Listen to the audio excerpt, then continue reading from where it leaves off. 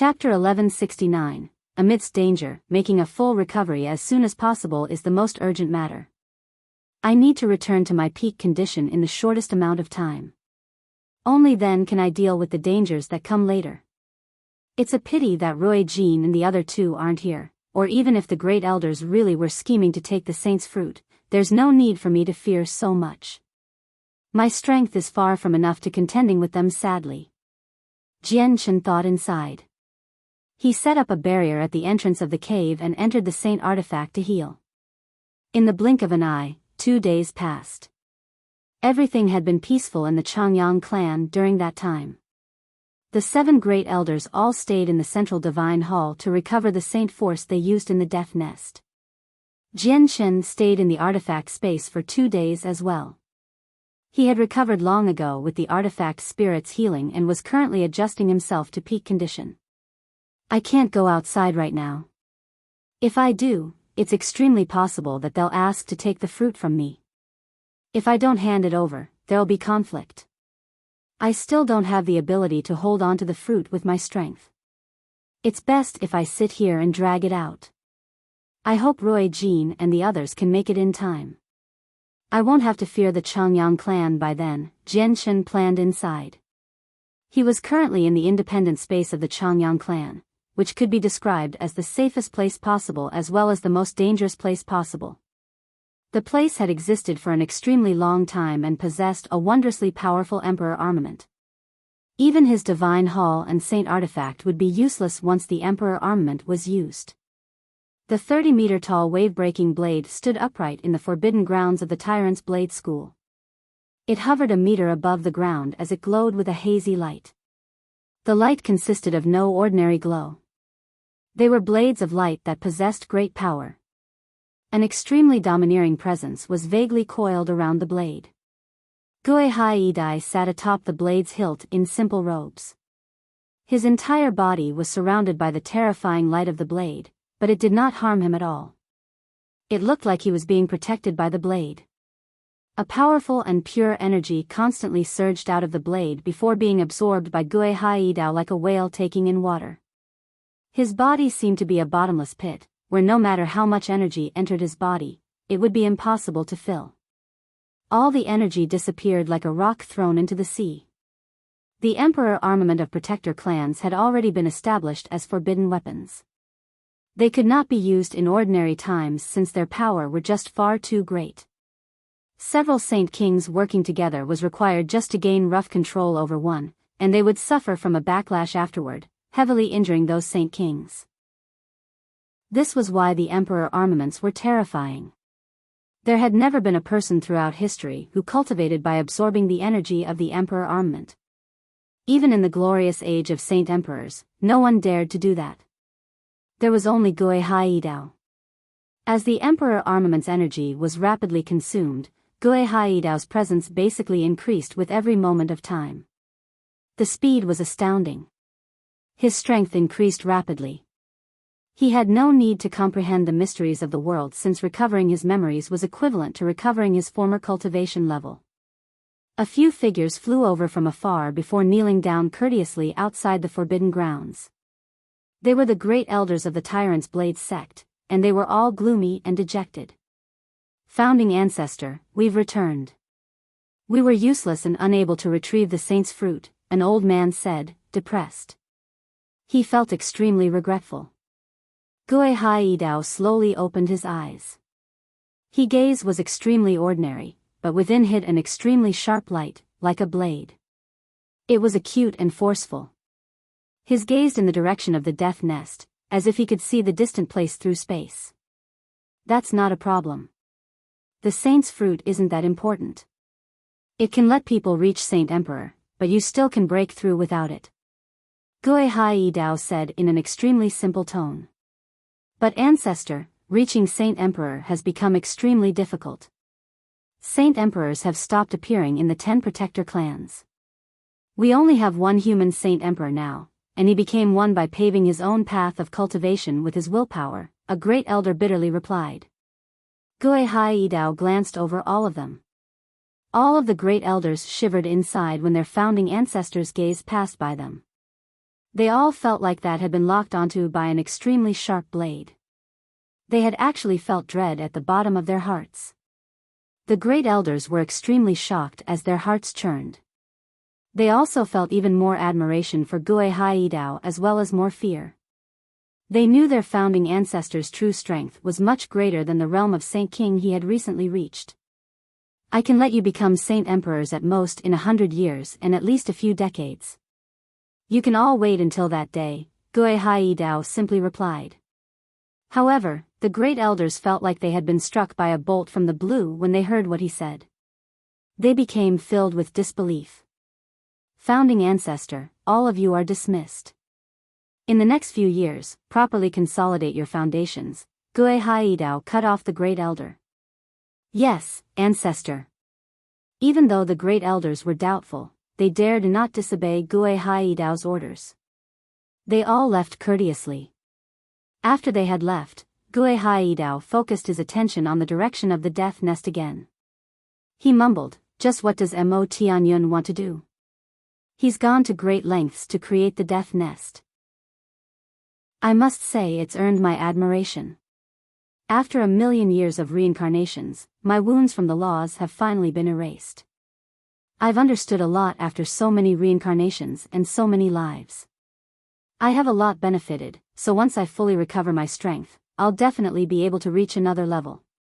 I just wonder when the 9 of them are going to awaken.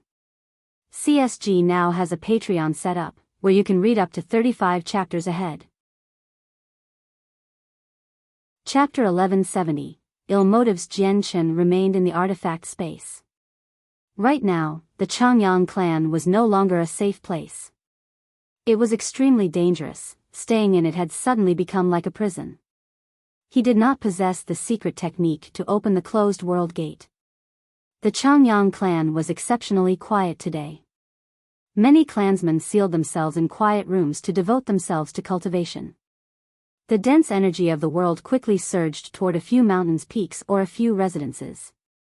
From afar, there were only a few younger people scattered about as they practiced martial arts and a few people hiding in desolate places, casting battle skills against tough rock faces. An old but upright figure suddenly emerged from the central divine hall. His presence was erased, so he seemed simple, just like any old man. He was one of the 7 great elders, Changyang Qingyun. Changyang Qingyun had appeared silently by the door. His profound eyes twinkled slightly. He first looked around before turning his attention to the mountain peak where Jian Chen had gone into seclusion. After hesitating slightly, a determined light flickered through his eyes and he moved. He flew toward the cave with extremely great speed while remaining silent.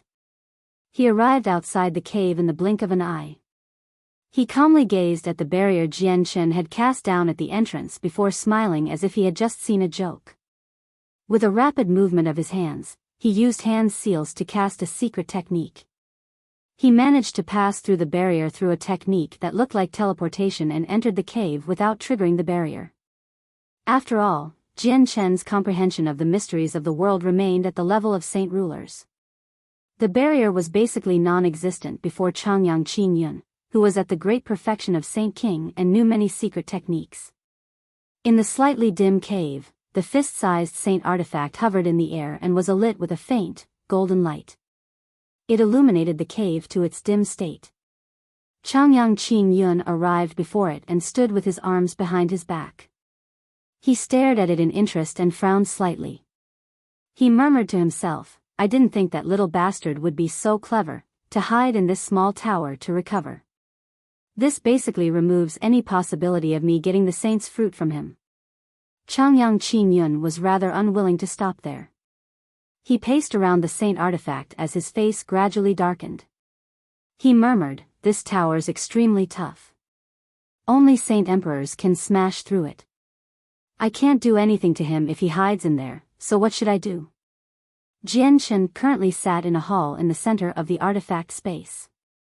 His expression was extremely ugly. The saint artifact had already accepted him as a master, so an extremely obscure connection had already developed between him and the saint artifact. He understood the situation outside extremely well through the help of the artifact spirit even though he was inside. Jian Shen had begun paying attention to Changyang Qingyun's every movement the moment he had entered the cave. Humph. I never thought that Changyang Qingyun would be so flustered and that he would come to find me so quickly. I just wonder how many people are preoccupied by the saint's fruit, Jian Shen coldly wondered as his gaze became icy. If he had not hidden the artifact space beforehand, he probably would have fallen to Changyang Qingyun's vicious means. Changyang Qingyun paced around outside for a while before finally gritting his teeth. He coldly said, "Since that damn brat's in the tower, I might as well just take the tower away. I can slowly come up with a method to open it in the future." Just as Changyang Qingyun wanted to take the saint artifact away, his expression suddenly changed. He glanced outside before arriving near a cave wall in a flash. He silently disappeared into the rock. Soon afterward, Changyang Qingjuri arrived as well. He passed through the barrier with a secret technique just like Changyang Qingyun. He paced around the saint artifact for quite a while before his expression changed in the end. He sensed the arrival of someone, so he immediately used a secret technique to hide in the mountain. The third person was Changyang Yuanzhenghua. He knew quite a few secret techniques as well, so Jian Chen's barrier was useless against him. Seeing the floating saint artifact, he also frowned slightly. However, two powerful presences appeared outside at this moment. Changyang Zhu Yunshao and Changyang Zhu Shao had come at the same time, flying to where Jian Chen was resting. However, they differed from the previous three by not concealing themselves. They flew over boldly, causing many members of the clan to raise their heads as admiration filled their faces. Changyang Yuanzhenghua was surprised. He could not leave the cave in time, so with no further choice, he did the same as Changyang Qingyun and Changyang Qingjuri. He used a secret technique to fuse into the surrounding rocks and completely erased his presence. Changyang Zhu Shao and Changyang Zhu Yunshao arrived outside the cave together. They hovered 10 meters away from the entrance and stared into it. However, they did not set foot into it. "Looks like Xiangtian's still healing. I wonder when he'll make a full recovery," Changyang Zhu Shao said with an ordinary tone. "Xiangtian's a Class 7 Radiant Saint Master as well. He can control powerful Radiant Saint force, so although his wounds are very heavy, I believe he can heal them very quickly. Great-grandfather, why don't you go rest in the ancestral hall first?" "I'll stay here and wait for Xiangtian to come out," said Changyang Zhu Yunshao.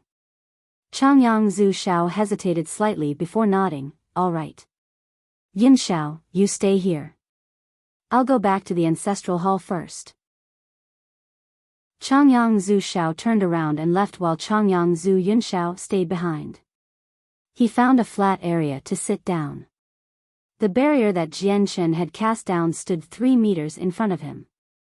Jian Shen murmured in the artifact space, "Of the 7 great elders, 3 have already tried to do something to me while I was recovering, but it's fortunate that Changyang Zhu Yunshao and Changyang Zhu Shao arrived in time, or the saint artifact might have been taken away by the 3 of them. Now that Changyang Zhu Yunshao is personally watching over outside, the people in the cave won't dare to do anything." Did he do this because he knew the 3 of them had already entered the cave and had come to prevent them, or is it purely a coincidence? "I still can't trust any of them," Jian Shen lowered his head in thought before moving. He had already silently vanished from the artifact space, reappearing in the dim cave. Now that he could no longer stay here, since it would be very easy for him to fall prey to the schemes of others, he might as well appear in front of them in a bold fashion. Perhaps he could stop them from acting out in the open, in hopes that they wouldn't lay their hands on him so easily. Jian Shen put the saint artifact away and made his way outside as if nothing had happened at all. He discovered Changyang Zhu Yunshao sitting outside and a sliver of surprise immediately flashed across his face. He asked, "Great-grandfather, why are you here? Have you come looking for me because of some urgent matter?" Changyang Zhu Yunshao stood up and examined Jian Shen up and down. He smiled, "Xiangtian, looks like you've fully recovered from your wounds. Come with me, I just happen to have some matters I want to discuss with you." Jian Shen nodded before following Changyang Zhu Yunshao toward the floating piece of land. However, as they approached the divine hall at the center, Jian Chen stopped. He said, "Great-grandfather, the scenery in the garden over there is quite nice. Why don't we go discuss there?" With that, Jian Chen flew to the nearby garden without waiting for Changyang Zhu Yunxiao to agree.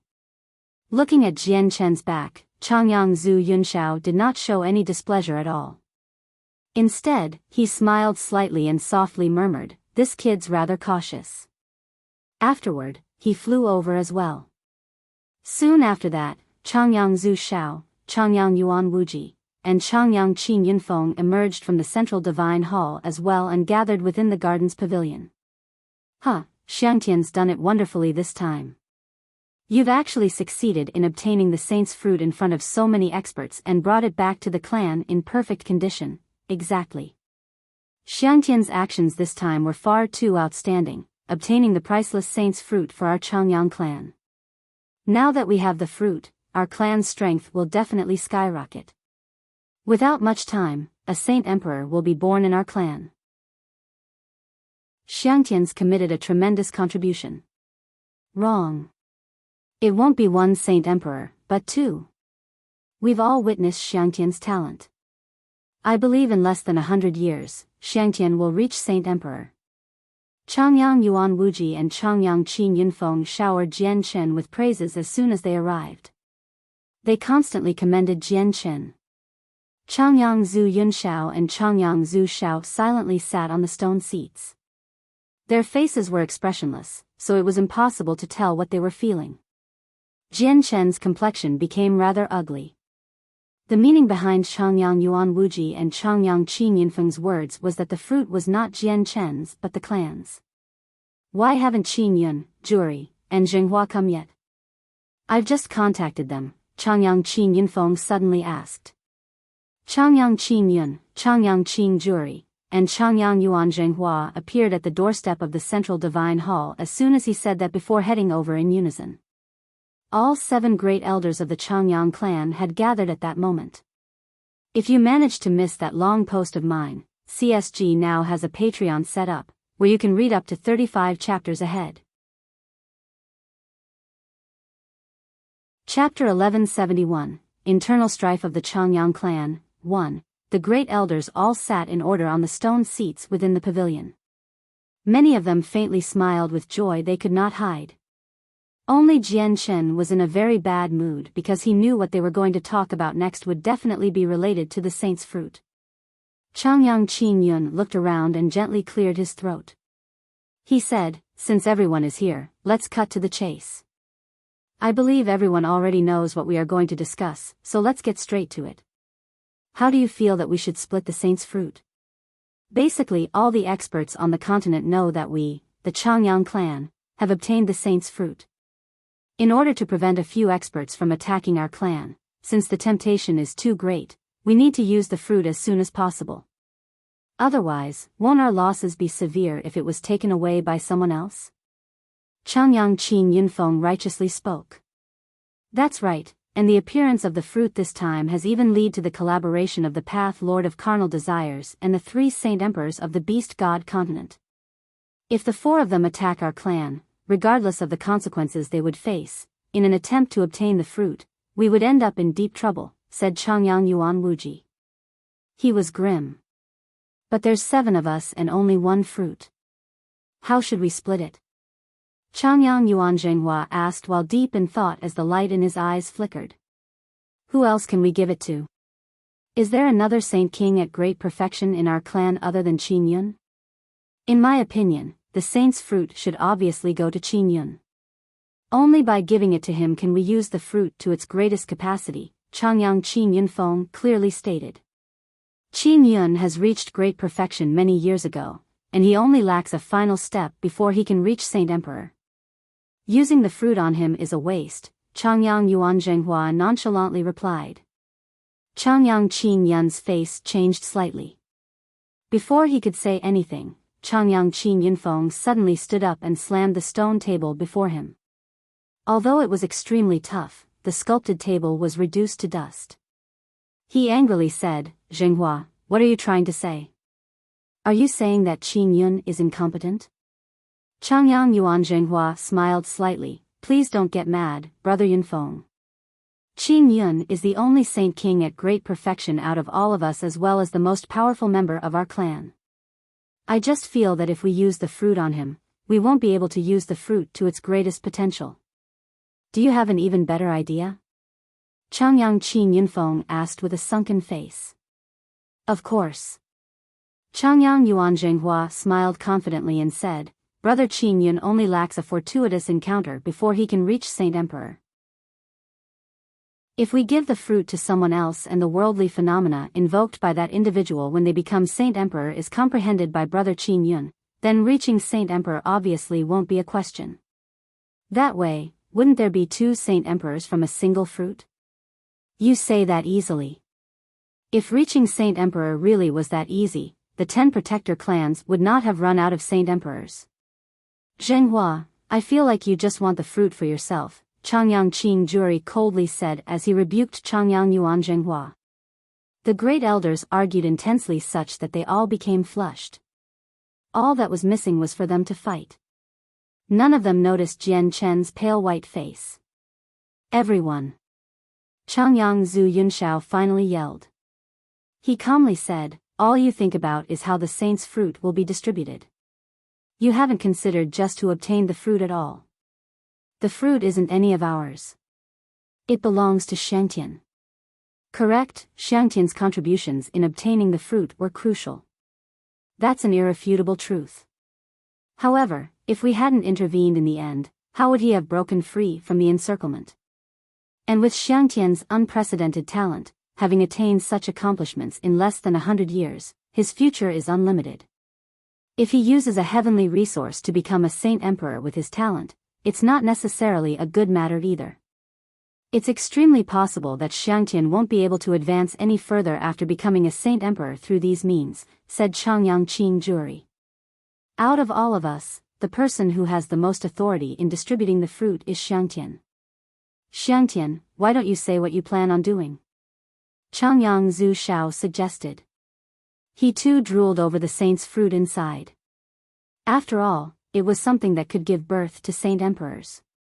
Jian Shen glanced over the 7 of them and said, Great elders, the arguments today have been so intense. Let's talk about the saint's fruit some other day just in case we fall out with one another. No, we can't leave the saint's fruit hanging around.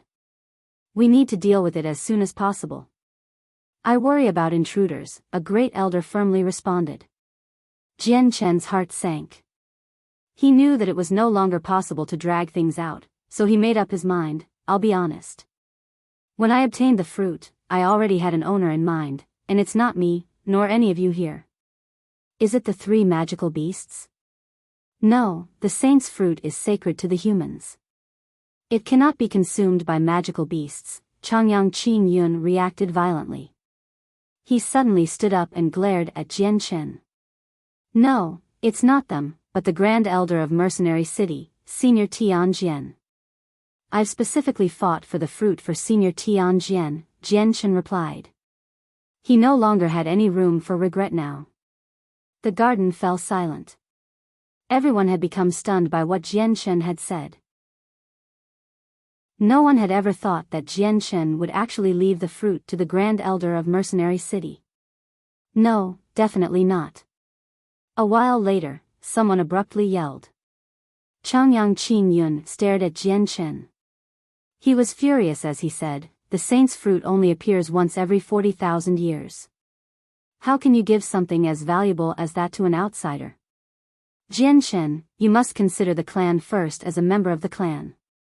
The fruit is just far too important to the clan. When I fought against the countless vengeful spirits, what did you do? What else did you do when Roy Jin, Hong Lian, Hei Yu, and I fought through the encirclement of so many people? I've exchanged the fruit through bloodshed and risking my life, so it would belong to me. Who I decide to give the fruit to has nothing to do with you. Jian Chen also became very straightforward and forceful. He would definitely not hand over the saint's fruit. The faces of the great elders all darkened very much. Even Changyang Zhu Shao and Changyang Zhu Yunshao slightly frowned. They could accept it if the saint's fruit was used by any member of the clan, but if Jianchen actually gave it to an outsider, that would be going too far. Jianchen turned to Changyang Zhu Yunshao and said, "Great-grandfather, please send me off. It looks like it is no longer suitable for me to stay in the Protector clan." Changyang Zhu Yunshao hesitated before nodding. "Xiangtian, you are a member of the Zhu branch, and you are our branch's pride. No matter what happens, we will always stand by your side as long as you don't break the morals and harm the clansmen." With that, Changyang Zhu Yunshao began casting a secret technique, wanting to open the world gate for Jianchen to leave. "Wait!" Changyang Qingyun struck out with his palm, causing the surrounding space to violently shake. He disrupted what Changyang Zhu Yunshao was trying to do while he coldly stared at Jianchen. He heavily said, "You can go, but you have to leave behind the saint's fruit. I don't care how much you put into obtaining the fruit, but as a member of the Protector clan, you need to consider the clan with the utmost importance." "I will not be leaving behind the saint's fruit." Jianchen's voice became icy as well. Fury began to burn inside of him. "Since you're not going to hand over the fruit, I'll come and get it myself." A sharp gleam of light flashed through Changyang Qinyun's eyes, and he arrived in front of Jianchen in a flash. He grabbed at the space ring on Jianchen's finger, wanting to take it. Jianchen had been prepared long ago. The moment Changyang Qinyun moved, the Emperor armament appeared in his right hand. Devastating chaotic force surged from the weapon as he swung it toward Changyang Qinyun's hand with lightning-like speed. The strike was swift, precise, and vicious. It possessed all the power that Jianchen had been secretly charging up. Changyang Qinyun was surprised inside. He did not expect Jianchen to react so quickly, but he was an experienced fighter himself as well. Tremendous amounts of saint force immediately gushed from his hand, and he shifted his movement, striking the face of the sword. Bang! With a muffled sound, the Emperor armament gently resonated. Jianchen's attack had been nullified by Changyang Qinyun. However, Jianchen's attacks did not just stop there. With a twist of his wrist, the Emperor armament danced like a fan to redirect the remaining force before turning into a dark streak of light. It stabbed toward Changyang Qinyun with unbelievable speed. Changyang Qinyun remained calm. Extending a finger, a vast amount of world force shot out, colliding with the tip off the sword. With a boom, the pavilion in the garden was split into pieces. Violent ripples of energy shot out in all directions, turning the lovely garden into a mess. Jianchen uncontrollably took 3 steps back, leaving behind 3 deep footprints. Changyang Qinyun remained where he was, standing as firmly as a mountain. "Your strength is indeed rather spectacular outside, but it's quite not enough to fight with me," Changyang Qinyun coldly said. Jianchen tightly gripped the Emperor armament in his right hand. His presence became greater and greater. Although the disparity between their strength was very great, he was not scared. "Leave behind the saint's fruit and I'll let you leave," Changyang Qinyun coldly commanded. He needed to obtain the saint's fruit. At this moment, many people flew over from afar. The commotion was just far too great, having alarmed them. If you managed to miss that long post of mine, CSG now has a Patreon set up, where you can read up to 35 chapters ahead. Chapter 1172, Internal Strife of the Changyang Clan, 2. The great elders of the Yuan and Qing branches backed away in unison. They expressed their response and did not take part in the fight. At the same time, they used communication techniques to stop the clansmen hurrying over. "Qing Yun, you're an elder. Isn't it going a little too far by threatening a junior like this?" Changyang Zhu Shao questioned in a heavy voice. He and Changyang Zhu Yunshao remained where they were and had not moved away. "You're all senior members of the clan, so you know the rules." He was looking for it himself. Changyang Qinyun's face sank and his tone became icy as well. He had been at the great perfection of Saint King for many years now. Although he was only an inch away from Saint Emperor, he had not made any contact with the other realm of cultivation. He knew that it would be impossible for him to become a Saint Emperor in this life, so he needed to obtain the Saint's fruit. Of course we remember the rules of the clan well, but he's different than the other clansmen. He never grew up in the Protector clan, and he's only joined recently from a side branch outside. His status now is a great elder as well, so you can't treat him like any old clansman. With his outstanding talent, I believe we can make some exceptions. Changyang Zhu Shao. Changyang Zhu Yunshao walked over as well. He stood in front of Jian Chen and blocked Changyang Qingyun. He said, most importantly, Shangtian only obtained this saint's fruit with the assistance of his 3 powerful friends. We, the Changyang clan, did not contribute much at all on the other hand, so I believe we have no right to take it away from him. No. The rulers of the clan have never been broken in countless years. It doesn't matter how shocking Shangtian's talent is, he's still a member of the Changyang clan. He needs to follow the rules. Changyang Qingyun did not give in at all as he spoke in a firm voice.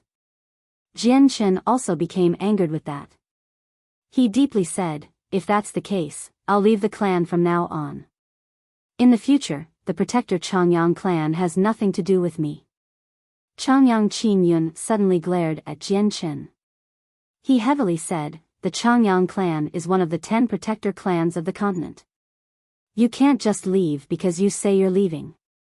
Just with that, you've already broken the rules of the clan. I will capture you now and take you to the ancestral hall where the disciplinary elders will sentence you.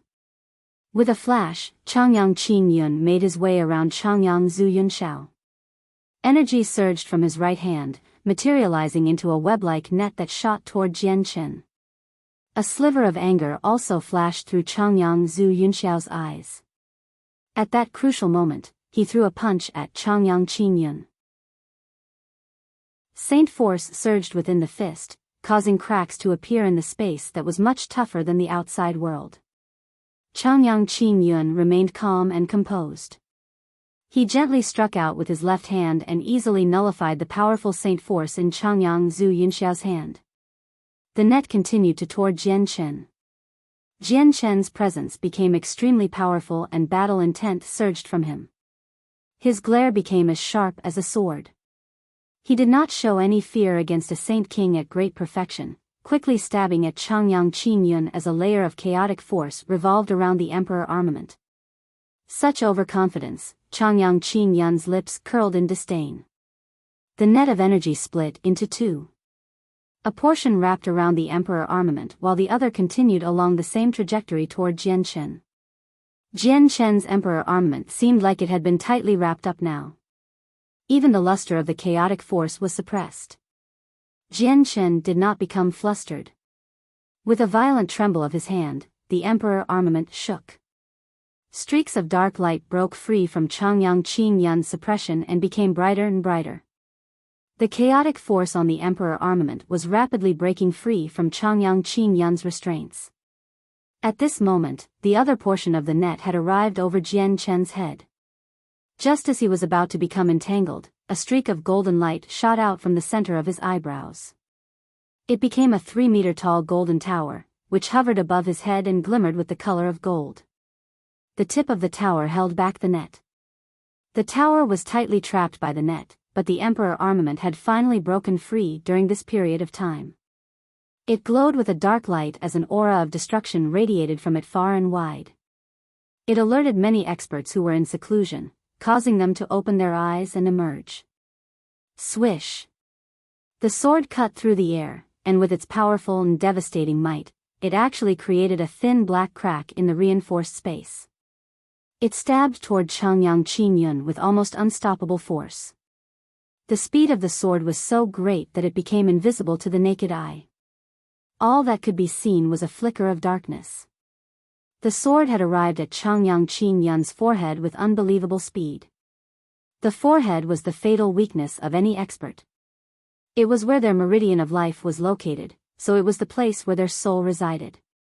Even Saint Kings at great perfection could suffer life-threatening injuries from the soul, and they could even die from it. Jian Chen's strike was aimed at Changyang Qingyun's forehead. He had attacked to kill without showing any mercy at all.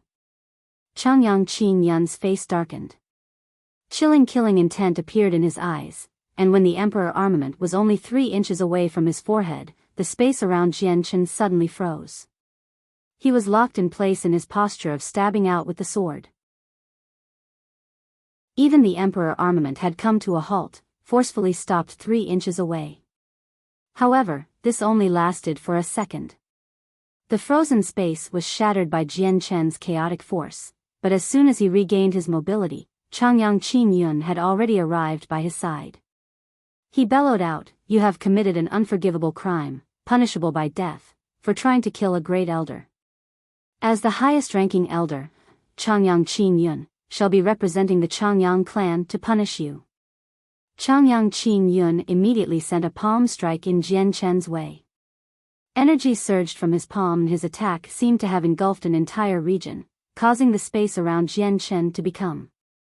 Jian Chen was grim. His eyes were cold and with a thought, the saint artifact immediately shrunk to the size of a fist and slipped out of the net. It flew over as a golden streak of light and stood in front of Jian Chen like a shield. A rumble immediately erupted when Changyang Qingyun's attack landed on the saint artifact. The power hidden within was far beyond imagination. He blew the saint artifact away with the attack, and the golden tower smashed into Jian Chen, even forcing him to rapidly retreat. Powerful ripples of energy surged in all directions, reducing the garden to nothing. Almost all the exotic flowers and herbs had been reduced to dust. If you managed to miss that long post of mine, CSG now has a Patreon set up, where you can read up to 35 chapters ahead.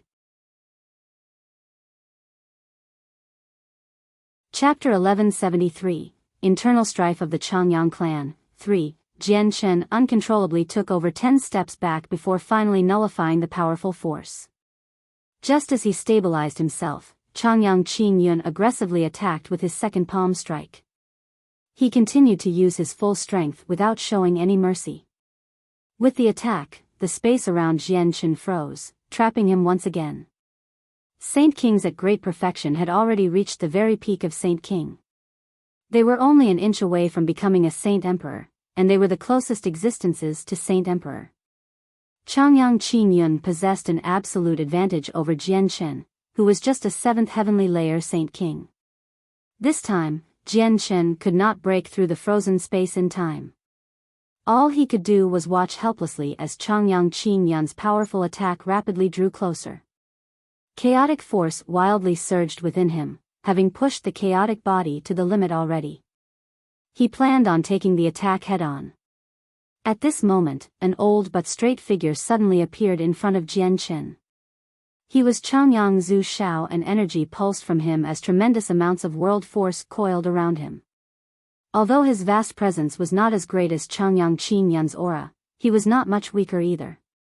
He then struck out with his palm, using invisible world force to fend off Changyang Qingyun's attack.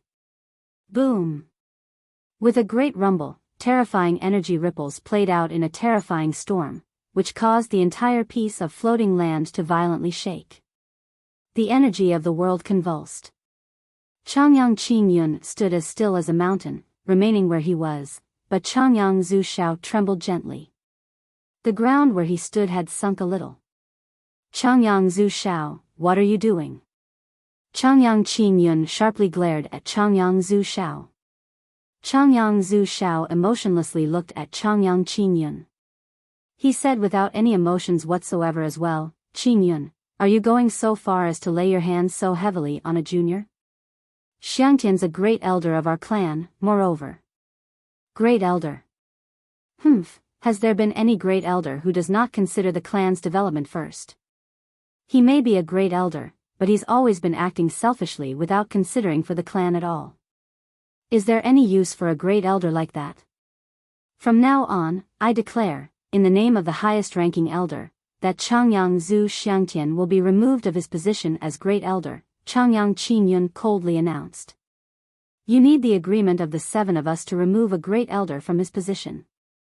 Qingyun, you don't have the authority just by yourself, Changyang Zhu Shao replied. It doesn't matter if you remove me from the position or not. I'm no longer a member of the Protector Changyang clan, and from now on, I have no connection to it either, Jian Chen yelled as he struggled in the frozen space. By now, a large number of people had gathered in the distance. The fight in the garden had alerted the entire inner clan. Many people hurried over from all directions, hovering high in the sky as they watched from very far away. They had all been forbidden to get anywhere near the battle by a few great elders through communication techniques, so no one dared to head over. Killing intent filled Changyang Qingyun's face. He made his way around Changyang Zhu Shao and charged at Jian Chen. Qingyun, Xiangtian's a member of my Zhu branch. He cannot be trampled over like this by your Qing branch. Changyang Zhu Shao blocked Changyang Qingyun and clashed several dozen times with him at the speed of lightning. Changyang Qingyun fell into utter rage after being blocked time and time again. He taunted Changyang Zhu Shao, "If you insist of shielding him from his mistakes, don't blame me for not showing you any respect. Show me just how much you've improved in the past few years." The two of them began to fight ferociously. As they fought, they moved from the land to the sky, and then from the sky to a cluster of mountains in the distance. Various creatures were alarmed as the powerful ripples of energy rocked the entire space. Many cracks constantly expanded and constantly healed together. Several mountains had collapsed under their battle. I never thought that Zhu Zhao's strength had already reached the 9th heavenly layer and is about to reach great perfection. It won't be easy if Qin Yun wants to defeat Zhu Shao, Changyang Qing Juri mumbled. The clansmen all stared at Changyang Qin Yun and Changyang Zhu Shao as they fought in panic from afar. None of them knew what was happening. A lot of them felt uneasy when they saw the authoritative great elders fight in such an intense fashion. They all began to whisper in discussion. "Juri, Yunfeng, come take down this wrongdoer for me," Changyang Qin Yun called out from afar. The confused clansmen all heard what Changyang Qin Yun had said, which immediately led to a great commotion. Various discussions rang out in all directions, but there were even more sounds of satisfaction made in the direction of Jian Chen. Jian Chen was young, where his actual age was not even a fraction of many of the people present, yet he had actually climbed his way up to a position of a great elder, looming above them all. This had led to the disagreement of many older people long ago, but it had all been suppressed by the great elders to the point that they could not mention it. Yet now, many people unhappy with Jian Chen no longer felt any fear because his wrongdoings had led to a fight between the two great elders. Various complaints constantly rang out. Changyang Qing Juri and Changyang Qing Yunfeng were all people of the same branch. They did not hesitate at all when they heard what Changyang Qin Yun said and immediately charged toward Jian Chen. Changyang Zhu Yunshao sneered and went up to face them. He stopped Changyang Qin Yunfeng. "Yunshao, looks like you want to fight with me. Your strength may have increased, having broken through to the 5th heavenly layer, but you're still not my opponent.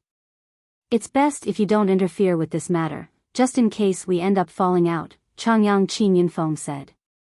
"What a joke. You've decided to mistreat the people of my branch so roughly and in such a brazen fashion, yet you want to persuade me to not interfere?" Changyang Zhu Yunfeng stood firm with his decision and was not swayed at all. "I have nothing else to say if that's the case," Changyang Qin Yunfeng coldly replied and began fighting with Changyang Zhu Yunshao. On another side, Changyang Qing Juri began to fight Jian Chen as well. However, he was only a saint king of the 5th heavenly layer, so he was nowhere near Jian Chen's opponent. After just clashing a few times, he lost an arm to Jian Chen and wailed out uncontrollably from the pain. "How dare you! The crime for injuring a great elder cannot be forgiven. Wuji, Zhenghua, you two quickly come and capture the traitor of the clan." Changyang Qin Yun noticed the situation over there and furiously called out as he fought Changyang Zhu Shao. He was boiling with rage. Changyang Yuan Wuji and Changyang Yuan Zhenghua hesitated slightly before heading toward Jian Chen in the end. Changyang Yuan Wuji was the stronger of the two, having reached the 8th heavenly layer of Saint King, while Changyang Qing Zhenghua was the weaker one, at the 4th heavenly layer. Jian Chen's pressure immediately increased when the two of them took part in the battle. He quickly fell to a disadvantage. It was rather difficult for Jian Chen to handle them, especially Changyang Yuan Wuji, who was at the 8th heavenly layer of Saint King. You have gone too far, Yuan and Qing branches, Changyang Zhu Shao roared out as he fought Changyang Qing Yun. A violent presence radiated from him as his hair and clothes fluttered despite the absence of wind. Invisible world force in the surroundings rapidly gathered around him. Changyang Zhu Yunshao looked at the sky, and he held his right hand as a fist over his head. His body was filled with a wildly domineering presence, as if he was about to challenge the world. A ball of faint white light suddenly appeared where his fist was, before turning white-hot in the blink of an eye.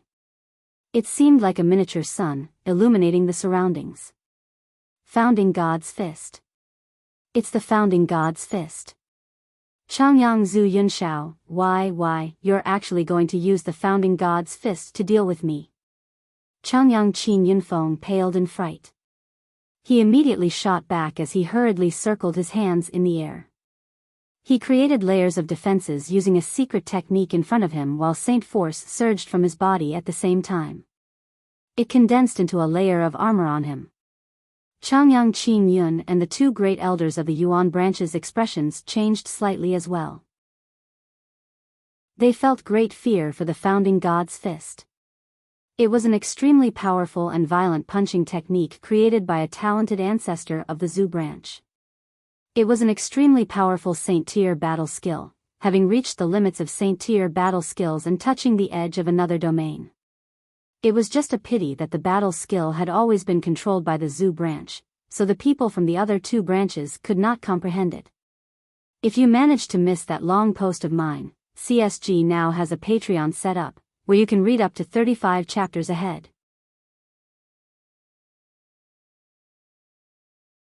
Chapter 1174, The Founding God's Fist. Yunshao, you're actually using the Founding God's Fist against your own clansmen. Do you know what you're going right now? Changyang Qin Yun furiously roared as he fought against Changyang Zhu Shao.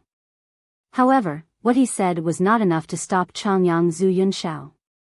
The Founding God's Fist was a powerful battle skill that bordered a whole different domain, so even with Changyang Zhu Yunshao's strength, he needed some time to charge it up. The weather in the surrounding area suddenly began to change. As he charged up the battle skill, the rich energy and world force in the independent world began to move violently, creating storms of energy and kicking dust into the air. The entire floating land gently trembled. The space around Changyang Zhu Yunshao began to violently shake. It wildly twisted, obscuring him and making his figure appear bent from time to time. Extremely powerful energy had condensed where his fist was. Transcendence, supreme shielding. As Changyang Zhu Yunshao's opponent, Changyang Qin Yunfeng shouted out as well. He used an ancient secret technique, using spatial force to create a spatial obstruction between him and Changyang Zhu Yunshao, as if they had been separated by two different worlds. Suddenly, a tremendous pressure appeared. It was so powerful that all the Saint rulers who were watching from afar shuddered unknowingly, and many people below Saint ruler had even collapsed to the ground. Some of the weaker people had even vomited blood. Just the pressure had ruptured their organs and made them heavily injured. The pressure was exceptionally great, far more powerful than other Saint-tier battle skills. Such a skill was extremely rare on the Tian Yuan continent, and only Saint Kings could resist it. Changyang Zhu Yunshao bathed in a dazzling light. He seemed like a god, possessing an absolute will. His fist slightly moved toward Changyang Qin Yunfeng from afar. His fist did not move fast at all, in fact, it could be described as extremely slow. However, as he punched, he seemed to have invoked some mysteries and powerful energies of the world, causing the muffled rumble of thunder to ring through the space. With a single punch, the weather changed and everything fell silent. The punch seemed to have replaced the world, becoming the only existence that moved. It was the most eye-catching thing in the world. The punch seemed to have used all the power in the surroundings. It shot forward with an unstoppable force in the form of an angered dragon. The Founding God's Fist had already reached the peak of Saint-tier battle skills and had already reached the border of a whole different domain. It was close to transcending the Saint-tier. The fist collided with the spatial barrier from Changyang Qin Yunfeng first, yet it was unable to stop it at all. The fist easily made its way through, causing the space there to violently shake. A region of it had already shattered, disintegrating into darkness, but it recovered very quickly. The battle skill was not weakened after making it through the barrier. It continued to surge toward Changyang Qin Yunfeng with great might. Changyang Qin Yunfeng became extremely stern. He had already been locked onto by the battle skill, so it could not be dodged easily, especially since it had virtually surpassed the Saint tier. He could only take it head-on, unable to flee. The punch came in contact with the layers of defenses cast down through secret techniques with an earth-shaking commotion. It broke through all obstructions and landed on Changyang Qin Yunfeng's body mercilessly. Spurt. Blood immediately sprayed from Changyang Qin Yunfeng's mouth as mist. He was completely blown away, passing through several mountains along the way before finally becoming lodged in another mountain. There were no signs of movement from him for quite a long time. Changyang Zhu Yunxiao, I definitely won't let you off easily for being so heavy-handed against a great elder, Changyang Qin Yun furiously yelled again. His presence quickly skyrocketed, and he began to use his full strength regardless of the consequences. He blew Changyang Zhu Xiao away with a single palm strike before flying toward Changyang Zhu Yunxiao as a furious streak of light. The light around Changyang Zhu Yunxiao was extraordinarily blinding. After the attack, the might of the battle skill had no dispersed yet. He only stared at Changyang Qin Yun in interest with no fear at all. Afterward, he punched toward Changyang Qin Yun in the exact same manner. With the punch, everything fell silent. It seemed to have become the only existence in the world, possessing an unbelievable amount of force. Changyang Qin Yun showed no emotion in his icy cold eyes. Although Changyang Zhu Yunxiao's battle skill had surpassed Saint tier, it was still limited by his strength after all. It was not enough to threaten Changyang Qin Yun. Soul-obliterating palm strike. Changyang Qin Yun sneered. He struck his hand against the founding god's fist, and a pressure descended from the surroundings. It was also a Saint tier battle skill, except it was nowhere as great as the founding god's fist, but with his strength at great perfection, Changyang Qin Yun could use it instantaneously. The two Saint tier battle skills collided in the air and a great boom erupted. Terrifying ripples of energy dissipated into the surroundings, almost causing the space there to shatter. The 18 divine halls high up in the sky had become even more consolidated now, holding the whole space in place. The two battle skills were equally matched and dispersed at the same time. Although the two battle skills varied in base power, the disparity in their caster's cultivation level was just far too great, which was why this difference in power could be made up. Before Changyang Zhu Yunxiao could recover from casting the battle skill, Changyang Qin Yun arrived in front of him with a flash. He hit Changyang Zhu Yunxiao with a palm strike, which passed through the brilliance of the founding god's fist to land on his chest. Spurt. A cloud of blood shot from Changyang Zhu Yunxiao's mouth and blood immediately drained from his face. He was blown far away by Changyang Qin Yun's attack, now heavily injured. I will never forgive you, Changyang Qin Yun. Changyang Zhu Yunxiao was utterly enraged. He charged over from afar as his eyes boiled with killing intent. Changyang Zhu Yunxiao was his great-grandson and more importantly, the pride of the Zhu branch. Changyang Zhu Zhao's anger had reached an irrevocable level after watching Changyang Qin Yun injure Changyang Zhu Yunxiao. Changyang Zhu Zhao's presence rapidly skyrocketed, reaching his peak very soon. It seemed like he was about to use the founding god's fist. Changyang Qin Yun glared at Changyang Zhu Xiao and called out, Changyang Zhu Xiao, your Zhu branch has the founding god's fist, but my Qing branch has the nurture of spring. If we really do clash, the people who'll get hurt will only be the clansmen. Do you want to become labeled as an eternal traitor? Changyang Qin Yun's eyes were filled with fear. He was able to dismiss Changyang Zhu Yunxiao's founding god's fist, but he needed to face the same battle skill cast by Changyang Zhu Xiao carefully. A gleam of light flickered through Changyang Zhu Zhao's eyes. After a moment of deliberation, he gave up on the thought of using the battle skill. Jian Chen's battle against the two great elders of the Yuan branch was intense. He was littered with wounds and very heavily injured. Changyang Yuan Zhenghua was also covered in many slashes from a sword. He was also heavily injured. If you managed to miss that long post of mine, CSG now has a Patreon set up, where you can read up to 35 chapters ahead.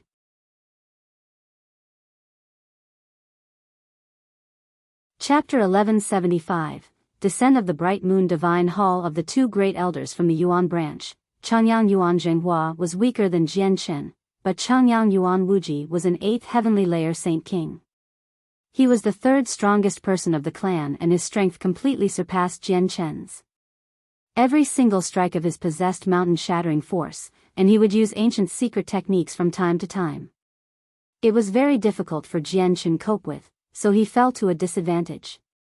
All the heavy injuries on Jian Chen had basically come from Changyang Yuan Wuji, but the chaotic body gifted him with great vitality and battle prowess at the same time. His strength did not decrease at all despite his injuries, but he could not last for too long either. Bang!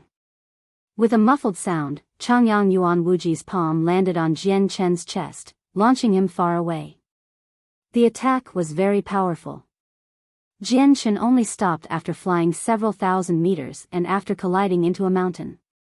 His entire chest had caved in and most of his ribs were broken. Jian Chen clenched his teeth and chaotic force quickly circulated within him.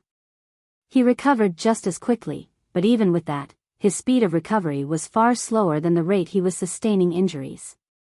Jian Chen glanced around and saw that Changyang Zhu Shao and Changyang Qin Yun were still fighting far away. Tremendous ripples of energy wreaked havoc in the surroundings, causing whole clusters of mountains to tremble.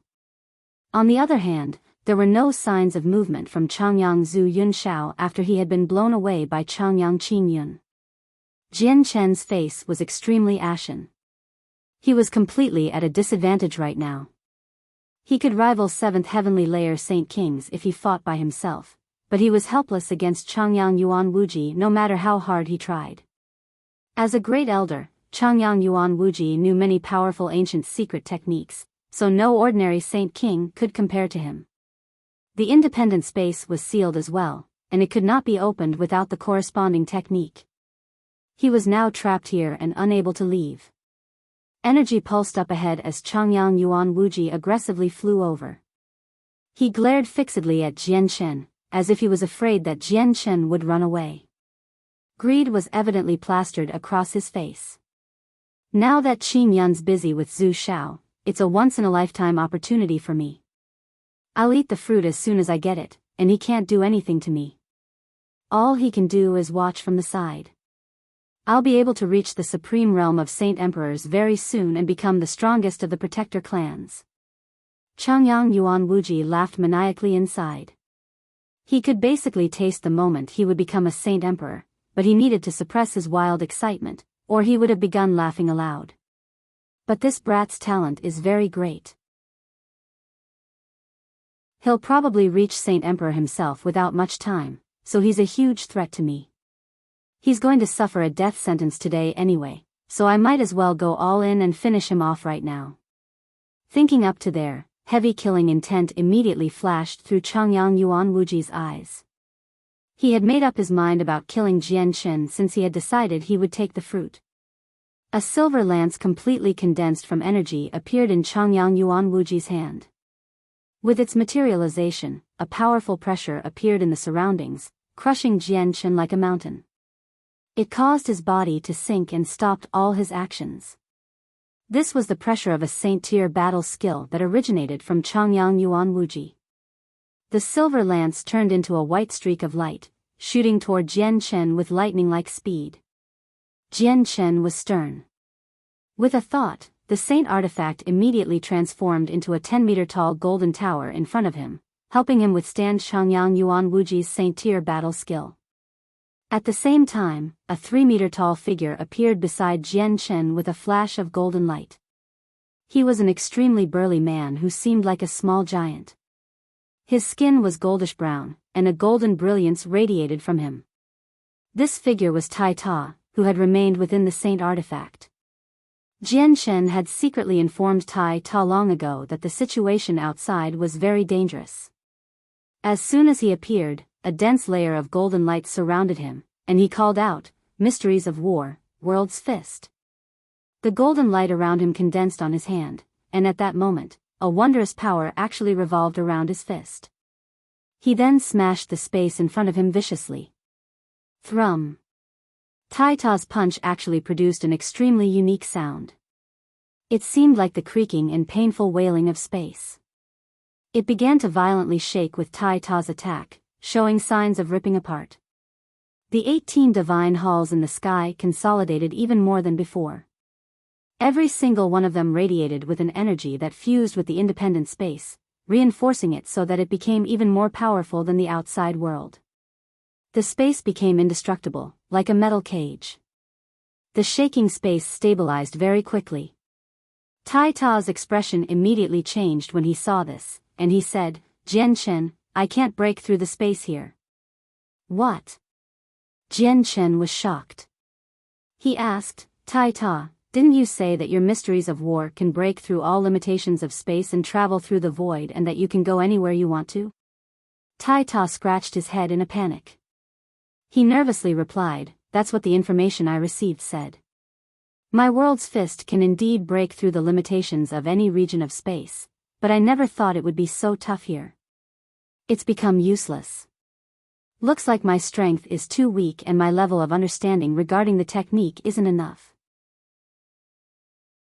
God damn it, Jian Chen swore inside.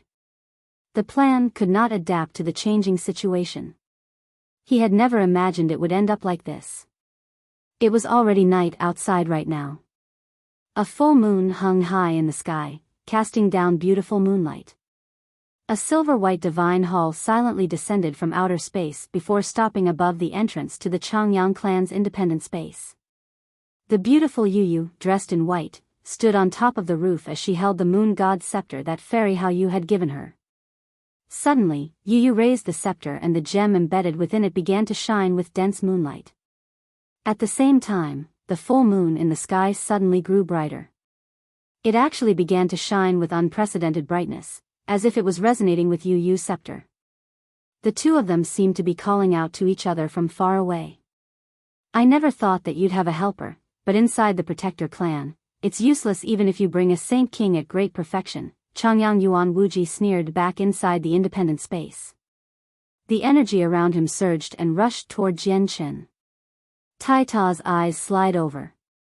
A golden axe appeared in his hand, and he yelled, "Mysteries of war, destruction." A supreme battle intent suddenly appeared. It was enough to affect everyone's mind. At that moment, all the clansmen who were watching from afar lost any bravery to fight as their morale collapsed. All of them shivered under the battle intent as they looked at Tai Ta in dread. At that moment, Tai Ta seemed to have become an undefeatable war god in the eyes of many of them. Even saint rulers had lost their courage to fight in front of Tai Ta. An extremely dazzling streak of light shot through the air, heading toward Changyang Yuan Wuji like a bolt of lightning along with the battle intent. Changyang Yuan Wuji blanked out. The sudden battle intent had affected him slightly as well, but he could suppress the effects with his strength, so he recovered very quickly. Seeing the golden axe flying over, he wanted to dodge, but discovered that it had already locked onto his presence.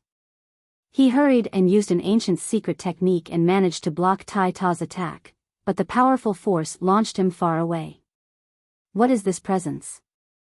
Changyang Qingyun and Changyang Zhu Shao stopped fighting in the distance. They glanced at Tai Ta as doubt and surprise flooded their faces. "The mysteries of war, destruction, isn't this a powerful battle skill used by the war god of the 100 races, Ergens, in ancient times, the one mentioned in the records?" The records say that Ergens had used it to destroy a small portion of the entire continent with a single swing, and over 10 saint emperors died to it. Changyang Qingyun stared blankly as disbelief flooded his face. Changyang Zhu Shao stared at Tai Ta as Tai Ta bathed in golden light from afar. He murmured, surrounded in golden light and able to give off such a unique battle intent. Is he, that's the war god of the 100 races. No wonder the 100 races had launched a large-scale invasion of our continent. That had never happened before after all, so it turns out to be all connected to the war god, Changyang Qingyun suddenly called out.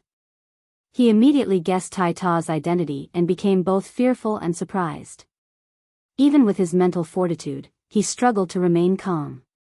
The war god of the 100 races was just far too famous. His prestige was so great that even saint emperors would pale upon hearing about him. After all, he was a sovereign-like figure that had surpassed saint emperor. In ancient times, just the amount of saint emperors that fell by his hand was innumerable. Only other experts at the same level of cultivation could match up against him. However, Changyang Qingyun realized Tai Ta's strength very soon. He immediately calmed down very much and killing intent began to flow from his eyes in an undisguised manner. He said, "Zhu Shao, the war god of the 100 races has reappeared. We may not have been part of the matters during the ancient times, but you understand very well from the records. You know what you should be doing at this moment." Changyang Zhu Shao frowned heavily. He stared at Tai Ta fixedly as the light within his eyes flickered. Before the war god has fully matured, kill him immediately and remove the future danger. Otherwise, the Tian Yuan continent will become doomed. The tragedy of the ancient times will be repeated, but this time, we don't have an expert like Mo Tianyun to stop him. Zhu Shao, let's forget our disagreements for now and kill the war god together, Changyang Qingyun coldly said. He charged toward Tai Ta first after he finished speaking. Rumble. At this moment, a deafening boom rang out from the sky, causing the entire clan to violently shake. If you managed to miss that long post of mine, CSG now has a Patreon set up, where you can read up to 35 chapters ahead.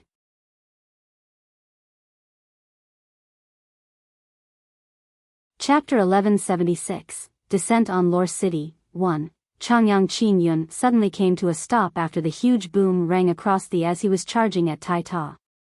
He stared at the sky as some surprise and shock flooded his face. The sound had alarmed everyone in the clan, whether they were part of the inner clan or outer clan. At that moment, all of them raised their heads to the sky. Many people had no idea what was happening. The space in the sky shook and violently distorted. Strands of bright and gentle white light seemed to be worming through the cracked space. The 18 halls holding the space together had all completely appeared at that moment. They had become 18 real divine halls, maintaining the region of space. Every divine hall surged with tremendous energy along with profound truths of space. This is an invasion. 18 elders, quickly use the 18 halls to stabilize the space. We can't let the outsiders in, Changyang Qingyun gave a stern order. He was extremely grim. Before the internal strife of the clan had even reached a conclusion, people had already begun invading. If they did not stop the invasion in time, the Changyang clan would definitely end up paying a heavy price. 18 old men immediately took to the sky from the ground. They each flew toward a divine hall, wanting to enter the halls to harness their full power. However, just as they charged into the sky, the space of the Changyang clan jerked violently again. The space in the sky had been split open, and a large swathe of moonlight emerged, illuminating the entire clan and turning it into a silver-white world. Enter the divine halls. Someone exclaimed from the air. The 18 old men immediately stopped hesitating, ignoring what was happening in the sky. They entered the 18 divine halls as fast as they could. Immediately, each divine hall began to shine with extremely blinding light. The 18 divine halls created a huge formation, giving off even more powerful energy and mysteries of space to stabilize the realm. The crack in the sky also rapidly closed up. At this moment, a huge silver-white divine hall descended from the sky. It just happened to lodge itself within the healing cracks, preventing them from closing it up completely. Isn't this Fairy Hao Yu's Bright Moon Divine Hall? Changyang Qingyun called out as shock flooded his face. It really is the Bright Moon Divine Hall. Changyang Zhu Shao also stared at the divine hall in the sky in shock. Changyang Yuan Wuji temporarily forgot about Jian Chen and Tai Ta. He stared at the divine hall in the sky blankly so much that he could not return to his senses even after quite a while. At this moment, the door of the divine hall suddenly swung open. Yu Yu emerged at the main entrance with the moon god's scepter in her hand as hazy moonlight fell from the arch of the entrance. It formed a light screen to protect Yu Yu. Yu Yu's beautiful face was currently filled with worry and undisguised anxiety. She stood there and constantly looked around, finding Jian Chen very quickly. However, her heart fell into agony when she saw Jian Chen all bloodied and covered in wounds. Tears began to uncontrollably roll from her cheeks. Jian Chen! Yu Yu called out in grief. She wanted to fly down and help Jian Chen regardless of the dangers, but she was stopped by the light screen. She could not take a single step out of the divine hall. Jian Chen also discovered Yu Yu. He immediately became stunned. Never did he think that Yu Yu would actually come looking for him here. Jian Chen, get on here quick, Yu Yu called out anxiously between her tears. Jian Chen glanced at Yu Yu with extremely mixed emotions and wiped away the blood at the corner of his lips. With a thought, the saint artifact immediately flew back to his hand, and he flew toward a distant mountain. Very soon, Jian Chen flew over while carrying the heavily injured Changyang Zhu Yunxiao. He called Tai Ta over, and they flew toward the divine hall in the air together. Leaving won't be that easy. Changyang Qin Yun roared out.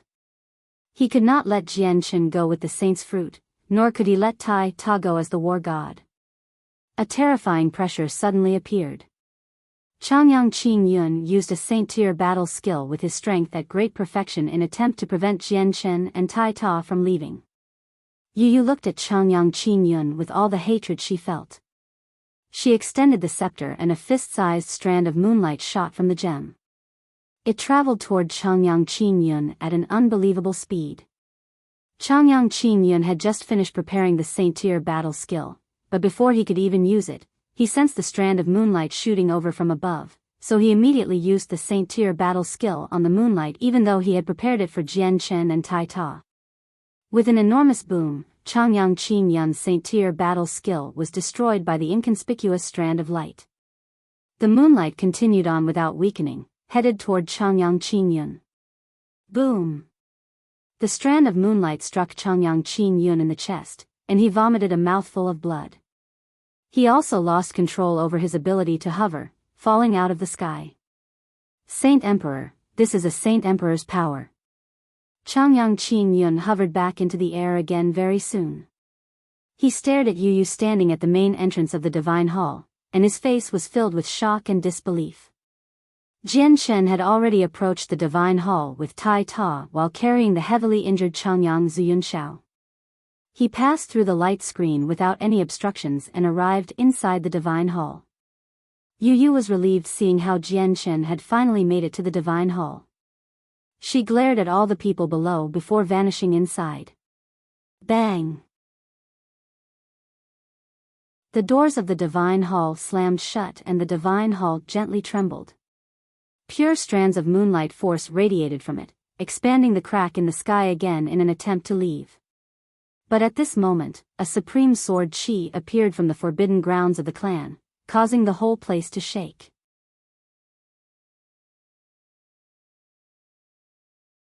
Chapter 1177, Descent on Lore City, 2. The formations in the forbidden grounds had already cracked open. A huge sword shone with blinding light as it slowly rose into the air, radiating with earth-shaking sword chi. Around a dozen Saint Ruler old men sat beneath the sword. All of them were pale-faced and filled with exhaustion.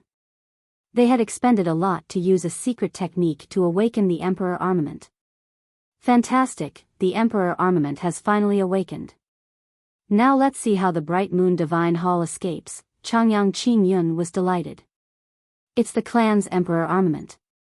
Wonderful, the Emperor armament has finally appeared. The might of our Emperor armament is unbelievable. Is there still anyone who can stand up to it once it appears? The invading Divine Hall won't even be able to take a single attack from the Emperor armament. The clan immediately began to buzz with the appearance of the Emperor armament.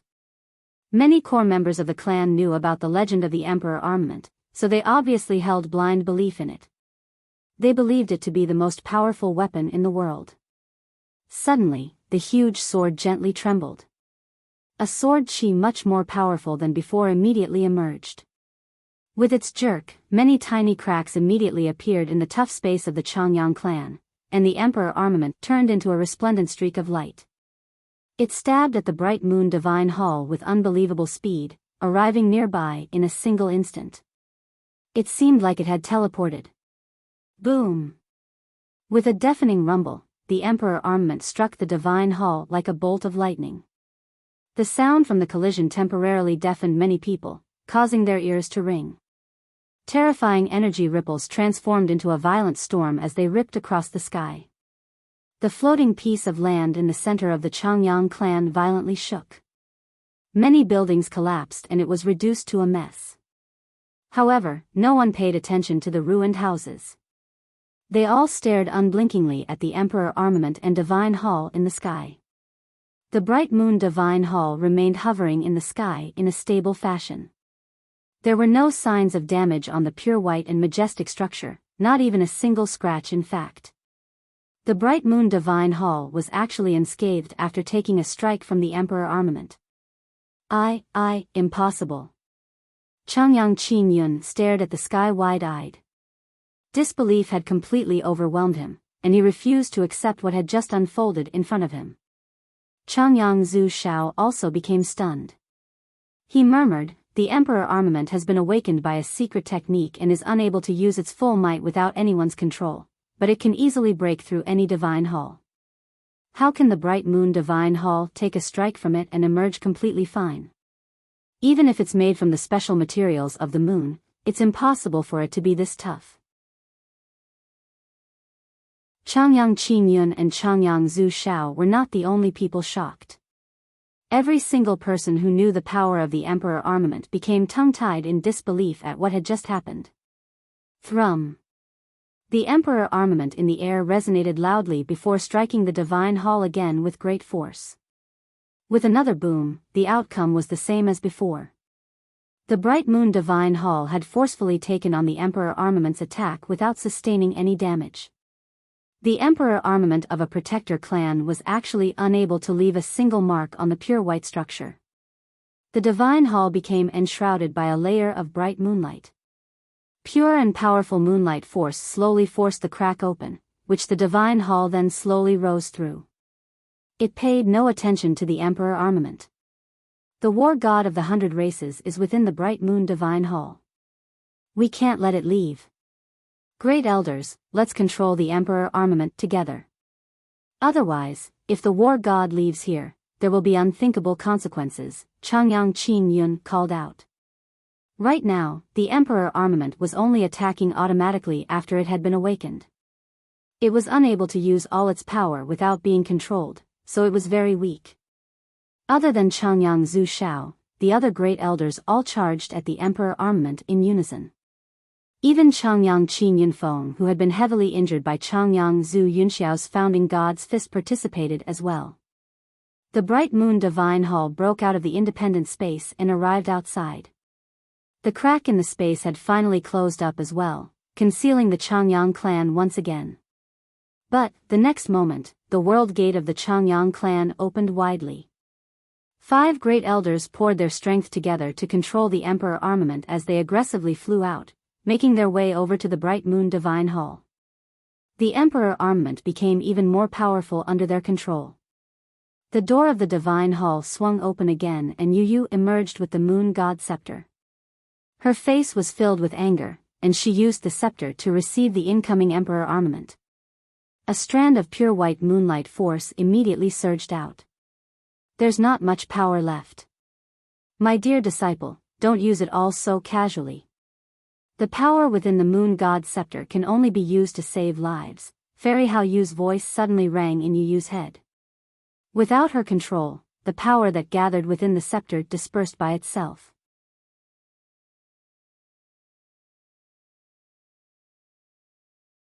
Chapter 1178, Descent on Lore City, 3. Fairy Hao Yu stopped Yu Yu and an invisible force surged from the divine hall. It wrapped around Yu Yu and pulled her back into the divine hall. The door then slammed shut again. The control over the divine hall remained in Fairy Hao Yu's possession. Yu Yu had only obtained partial control after obtaining special permission from Fairy Hao Yu, so she did not possess absolute power over the structure. Up ahead, the Emperor armament had already threateningly stabbed toward the Divine Hall with a soaring presence under the control of the 5 Great Elders. The space outside was not as tough as inside the clan, so it was ripped apart like paper wherever the Emperor armament passed, causing a huge, black gash to appear in the air. At this moment, a golden sword chi that was over 10 meters long shot over from behind. The sword chi glowed with a glimmering golden light, dyeing the night sky a golden hue. A huge phoenix completely condensed of white flames hovered beside the golden sword chi. Coupled with a clear phoenix's cry, it flew over with lightning-like speed beside the sword chi, heading toward the Emperor armament. Boom! The sword chi and phoenix violently collided with the Emperor armament and an extremely powerful ripple of energy erupted. It caused the space in a radius of 100 meters to collapse, reducing it to utter darkness. Violent energy splayed down, collapsing countless mountains and causing the ground to shake. Huge cracks extended to 1,000 kilometers away. Fortunately, the ancient mountain range where the Changyang clan resided was desolate. Only a few magical beasts lived there and rarely did anyone set foot there. Otherwise, just the ripples of the clash would have wiped out a large-scale city and turned it into a living hell. Powerful ripples of energy rammed into the Emperor armament and the 5 Great Elders in the form of storms after being blocked. It stopped them from advancing and forcefully pushed them back. The golden sword chi and the phoenix dispersed, and what replaced them was a glimmering sword and an exquisite, fire-red hairpin. The presence of origin energy. These are origin energy weapons. The 5 Great Elders changed in expression slightly, and they also began to frown. It's the 3 powerful magical beasts. I never thought that they'd actually hurry over at this crucial moment, Changyang Qin Yinfeng growled. His complexion was extremely horrible. The 5 of them feared the magical beast trio very much since they were existences that even Saint Emperors could do nothing to. 2 streaks, 1 golden and 1 red, broke through the pitch-black sky. They hurried over from afar extremely quickly. One moment, they were still near the horizon, far away, yet they had already arrived above the bright moon Divine Hall in the next.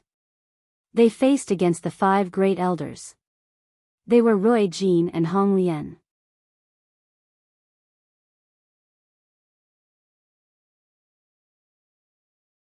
The Protector clan's miniature worlds sure are wondrous.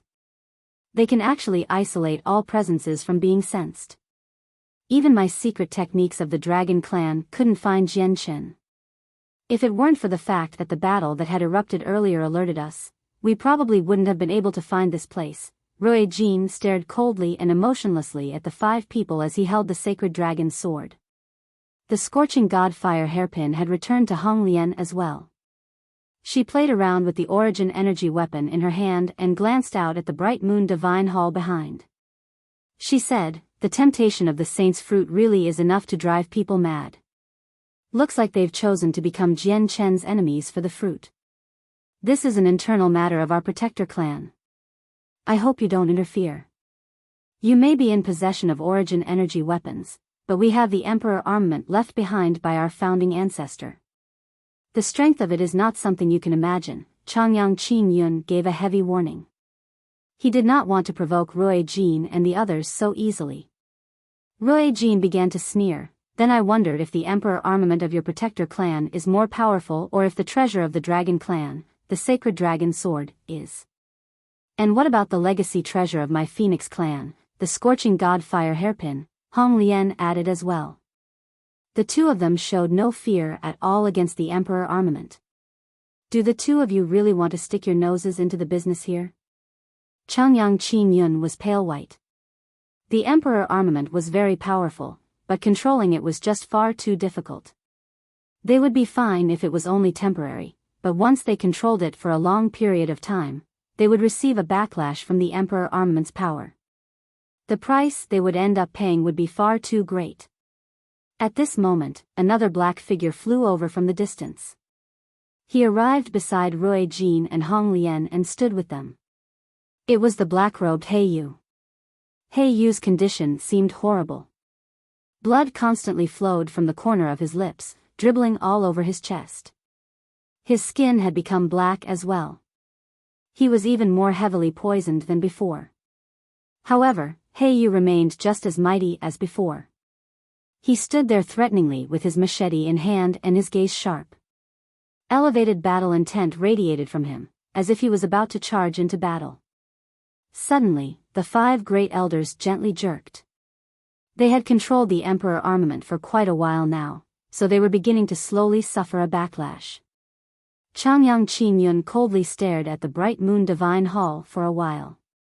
He knew that if the great elders continued like this, the only people who would suffer in the end would be them. He finally made his decision and reluctantly ordered to retreat. Let's return. The world gate was opened once again and the 5 great elders returned to the clan with the emperor armament. At the same time, the bright moon divine hall turned into a silver-white streak of light and shot off. It vanished in the blink of an eye and Rui Jin, Hong Lian, and Yu followed it closely. Night loomed over Lore City in the Jessen Kingdom. A full moon hung in the sky, shining with hazy moonlight. Groups of armored guards could vaguely be made out in the night as they patrolled the dead silent city, quietly upholding peace. An extremely few number of lights let off their dazzling glow in the Changyang clan. Groups of burly men patrolled every inch of the clan in high spirits. Every single person had extremely sharp eyes, which constantly swept over the gloomy corners. They were not tired in any way at all. These people were the guards of the Changyang clan. The current Changyang clan was incomparable to its past, so even the guards and the people from before had become much stronger. There were plenty of Earth Saint Masters, and even quite a few Heaven Saint Masters. During the still night, most people were in deep dreams, but, at this moment, the land became abnormally bright and the darkness of the city instantly vanished. The whole city had become illuminated at that moment. The sudden occurrence alerted all the patrolling guards of the city and the clan. Many people instinctively raised their heads to look at the sky, only to see a silver-white divine hall slowly descending with bright moonlight. It stopped 100 meters above the Changyang clan in the end. What's that? Quick, contact the city lord. The night guards had seen the divine hall from very far away. All of them became stunned before quickly making their way to the city lord's residence. At the same time, the heavy and hurried sound of war drums rang through the city. They spread far and wide, rousing all the people from their sleep or cultivation.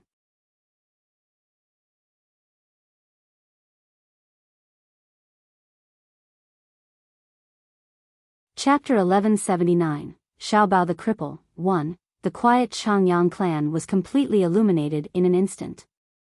Several figures flickered everywhere and all the guards surged out from the rooms as quickly as they could. Many of them had been roused from their sleep, but none of them showed any drowsiness. All of them were in high spirits and possessed sharp gazes. It had only been 10 seconds since the war drums began beating. Several hundred figures suddenly emerged from the Changyang clan. All the guards gathered in the front courtyard, radiating with powerful presences. Before they could even inquire about what was happening, all of them sensed the extremely bright moonlight in the sky. They immediately looked up and became temporarily stunned when they saw what was in the sky. A huge divine hall surrounded by a dense layer of moonlight hovered firmly 100 meters above the clan. It blotted out the entire sky. What's happening? A heavy and authoritative voice rang out. Changyang Ba had emerged from his room in luxurious robes. He seemed even more dignified than before. Changyang Ba looked up at the sky because of the bright moonlight as soon as he took a step past the door sill.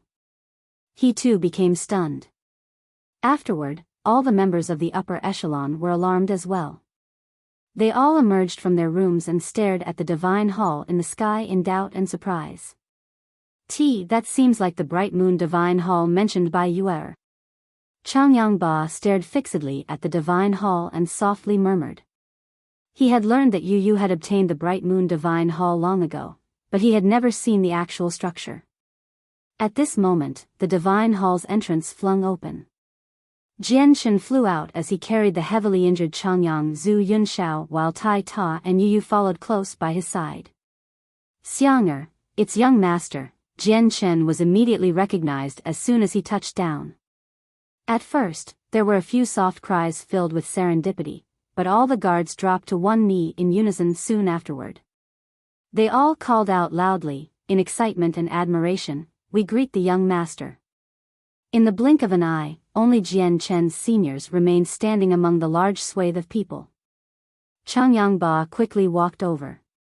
He became furious and surprised after seeing how Jian Chen was covered in blood.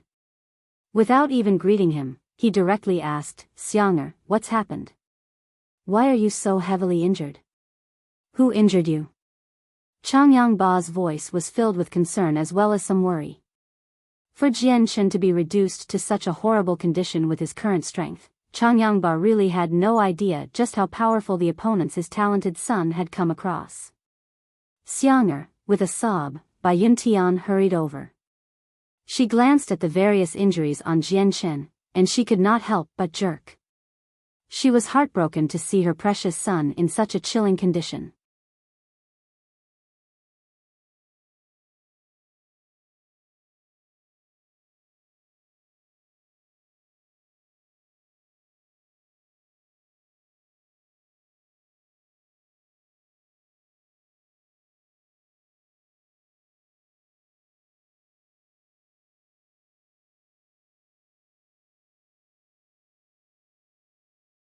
Great-grandfather Yunshao, this. Xiang'er, how did great-grandfather Yunshao become injured like this? He's a great elder of a protector clan. Is there anyone bold enough to injure a great elder of a protector clan on the continent? Xiang'er, just what has happened? Chang Yangba paled in fright and hurriedly asked. "Mother, father, let's talk about this tomorrow. I'll take great-grandfather Yunshao with me to heal." Jian Chen was rather gloomy. With that, he carried the unconscious Changyang Zhu Yunshao to his residence. Yu Yu and Tai Ta followed beside Jian Chen, leaving behind Changyang Ba and a great group of people standing there sternly. There were no sounds other than Jian Chen and the others' footsteps, which made the atmosphere extremely grim. Rui Jin, He Yu, and Hong Lian arrived at the clan not much later. They said nothing and all returned to their own residences. They possessed extremely great statuses in the clan, so they all possessed their own places to stay. The Bright Moon Divine Hall was not put away by Yu Yu. It remained hovering 100 meters in the air to prevent any accidents from happening. Right now, Yu Yu had become especially alert as well.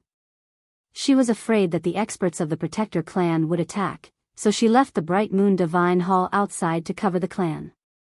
The night was dreary to the Changyang clan of Lore City. They all felt heavy-hearted as to what had happened to Jian Chen.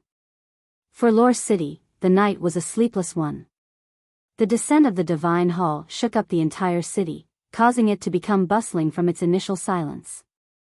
Even the city lord had personally rushed to the clan to visit them, but he was turned away at the doorstep.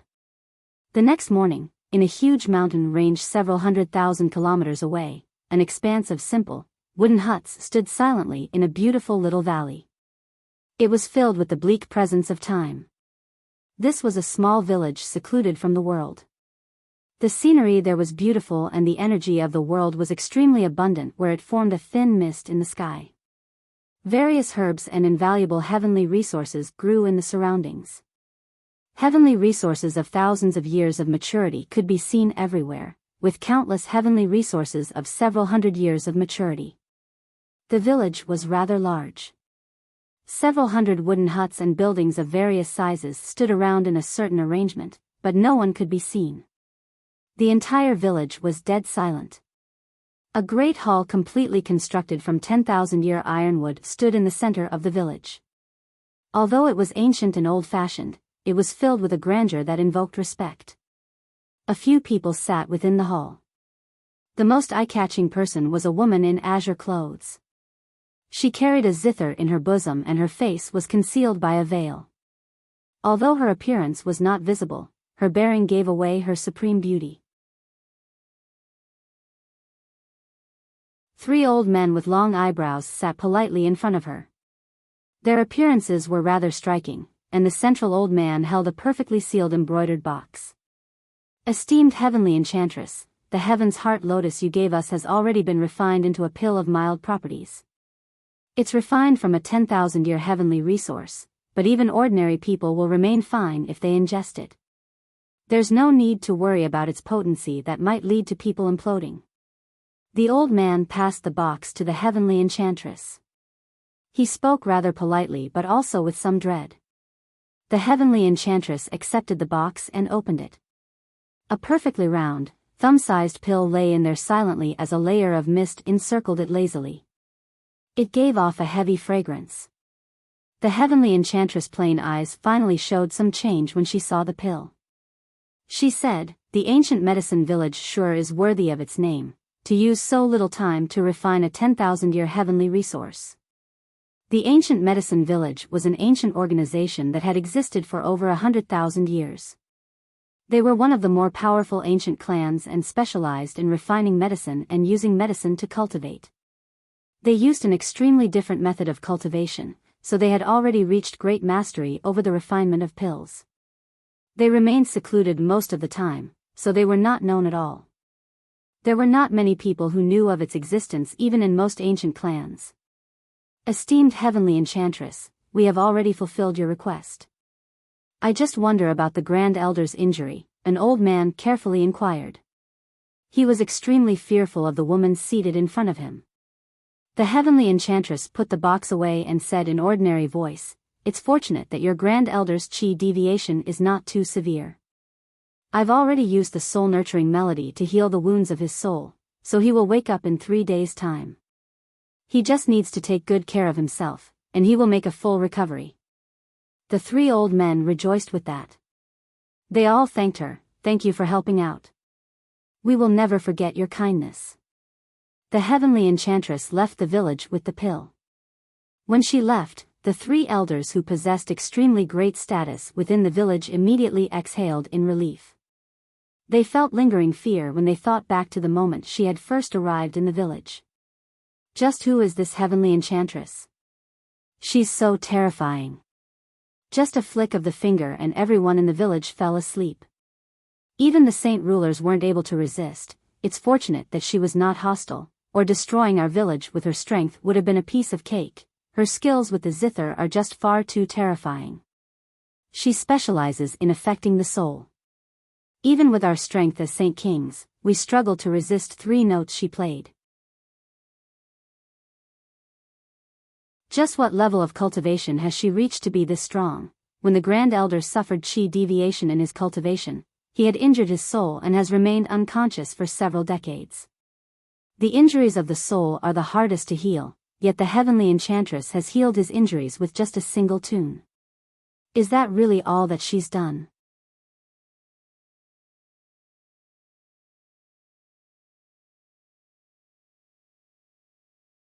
Chapter 1180, Xiaobao the Cripple, 2. After leaving the ancient medicine village, the heavenly enchantress did not return to 3 Saint Island immediately.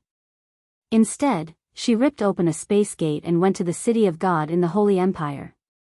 As one of the 7 capitals of the continent, its prosperity was beyond suspicion. People surged through the streets and alleyways as shouts rang out, adding to the commotion.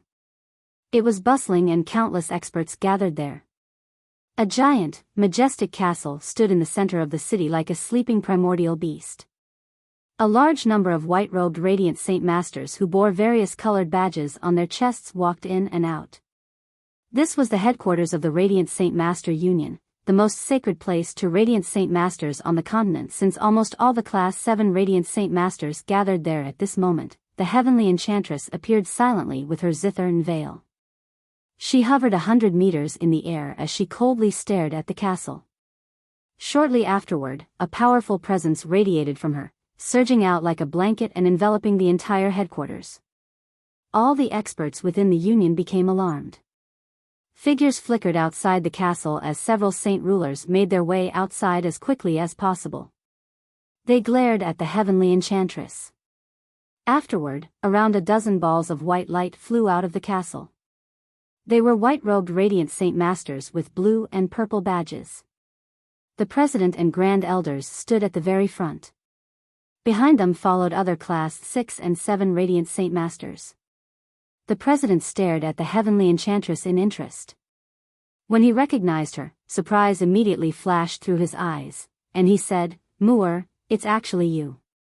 The heavenly enchantress looked at the president and her cold eyes immediately began to warm up slightly, and some respect appeared in her gaze as well. "I greet the president." The heavenly enchantress nodded her head slightly, greeting the president of the Radiant Saint Master Union on her own accord. The president gently smiled, as if he was an elder looking at a junior. He said, "Muir, it's been so many years and this is the first time you've come to my union. Please come in." The saint rulers who had hurried over at the very beginning immediately became relieved when they heard what the president had said. The gazes they directed toward the heavenly enchantress were no longer filled with hostility. The hostility had been replaced by shock and admiration.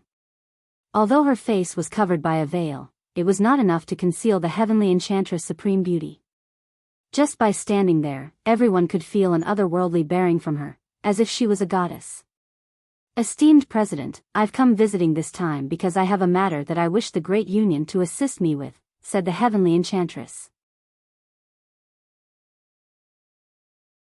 "Shangguan Muir, your father's a very good friend of the Union. The Union will fulfill any request you have as long as it's within our capabilities. May I ask what you need us for?" The Grand Elder responded. The heavenly enchantress' eyes immediately grew cold when she heard the word father. She said, "I've come looking for help out of my own accord. It has nothing to do with Hao Wu. Your relationship with him has nothing to do with me." Sigh, the president gently exhaled. He said, "Muir, are you still unwilling to forgive your father even after so many years?" "Don't mention that person in front of me," the heavenly enchantress coldly replied. She radiated an unhidable anger. The president and Grand Elder looked at each other and shook their heads helplessly. They sighed inside. From the heavenly enchantress' reaction, they knew that her hatred for her own father was still extremely deep. A while later, the heavenly enchantress calmed down. She said, "President, I want to take a Class 7 Radiant Saint Master with me to 3 Saint Island." The president pondered in silence before deeply looking at the heavenly enchantress. He said, "Muir, a huge matter has happened on the Tianyuan continent 2 days ago. Many Saint Kings were heavily injured, so almost all the Class 7 Radiant Saint Masters of the Union have been whisked away by the various ancient clans and protector clans. Right now, there's only 3 Class 7 Radiant Saint Masters watching over the Union, yet you want to take a Class 7 Radiant Saint Master to the distant 3 Saint Island in this time of need. It really does make it rather hard for us, but of course, your father's a good friend of the Union. If your father comes personally, the Union will agree to the request without any hesitation. Esteemed President, I am still extremely grateful to you for saving my life all those years ago, but I need to take a Class 7 Radiant Saint Master with me back to the island no matter what. I hope you can agree to this," the heavenly enchantress sincerely replied. All of this was for Xiao Bao. The energy hidden within 10,000-year heavenly resources was tremendous. The heaven's heart lotus might have been refined into a pill with mild medicinal effects, but Xiao Bao was still young. She was unwilling to take the risk, so she needed to be prepared to prevent any accidents from happening to him. A hunchbacked figure flew out of the castle. He was a wrinkly old man who wore simple clothes. He seemed like any old person, but he was the one and only Saint King of the Union. "Shangguan Muir, you should go ask your father to come, or it's impossible for you to take a Class 7 Radiant Saint Master with you to 3 Saint Island," the old man said rather powerlessly. The heavenly enchantress stared unblinkingly at the old man. Her voice became rather icy as well. "Elder Jia, if I really wanted to take a Class 7 Radiant Saint Master with me, no one can stop me, even with the entire Union in perspective. I just don't want to cause that type of trouble since the president once saved my life." Elder Jia began to laugh. It's rumored that the heavenly enchantress can captivate the soul and harm it with a single tune, able to kill people without even letting them notice. However, all your opponents were saint rulers. The souls of saint kings are incomparable to the souls of saint rulers, so your melodies cannot harm me even if they prove to be fatal to saint rulers.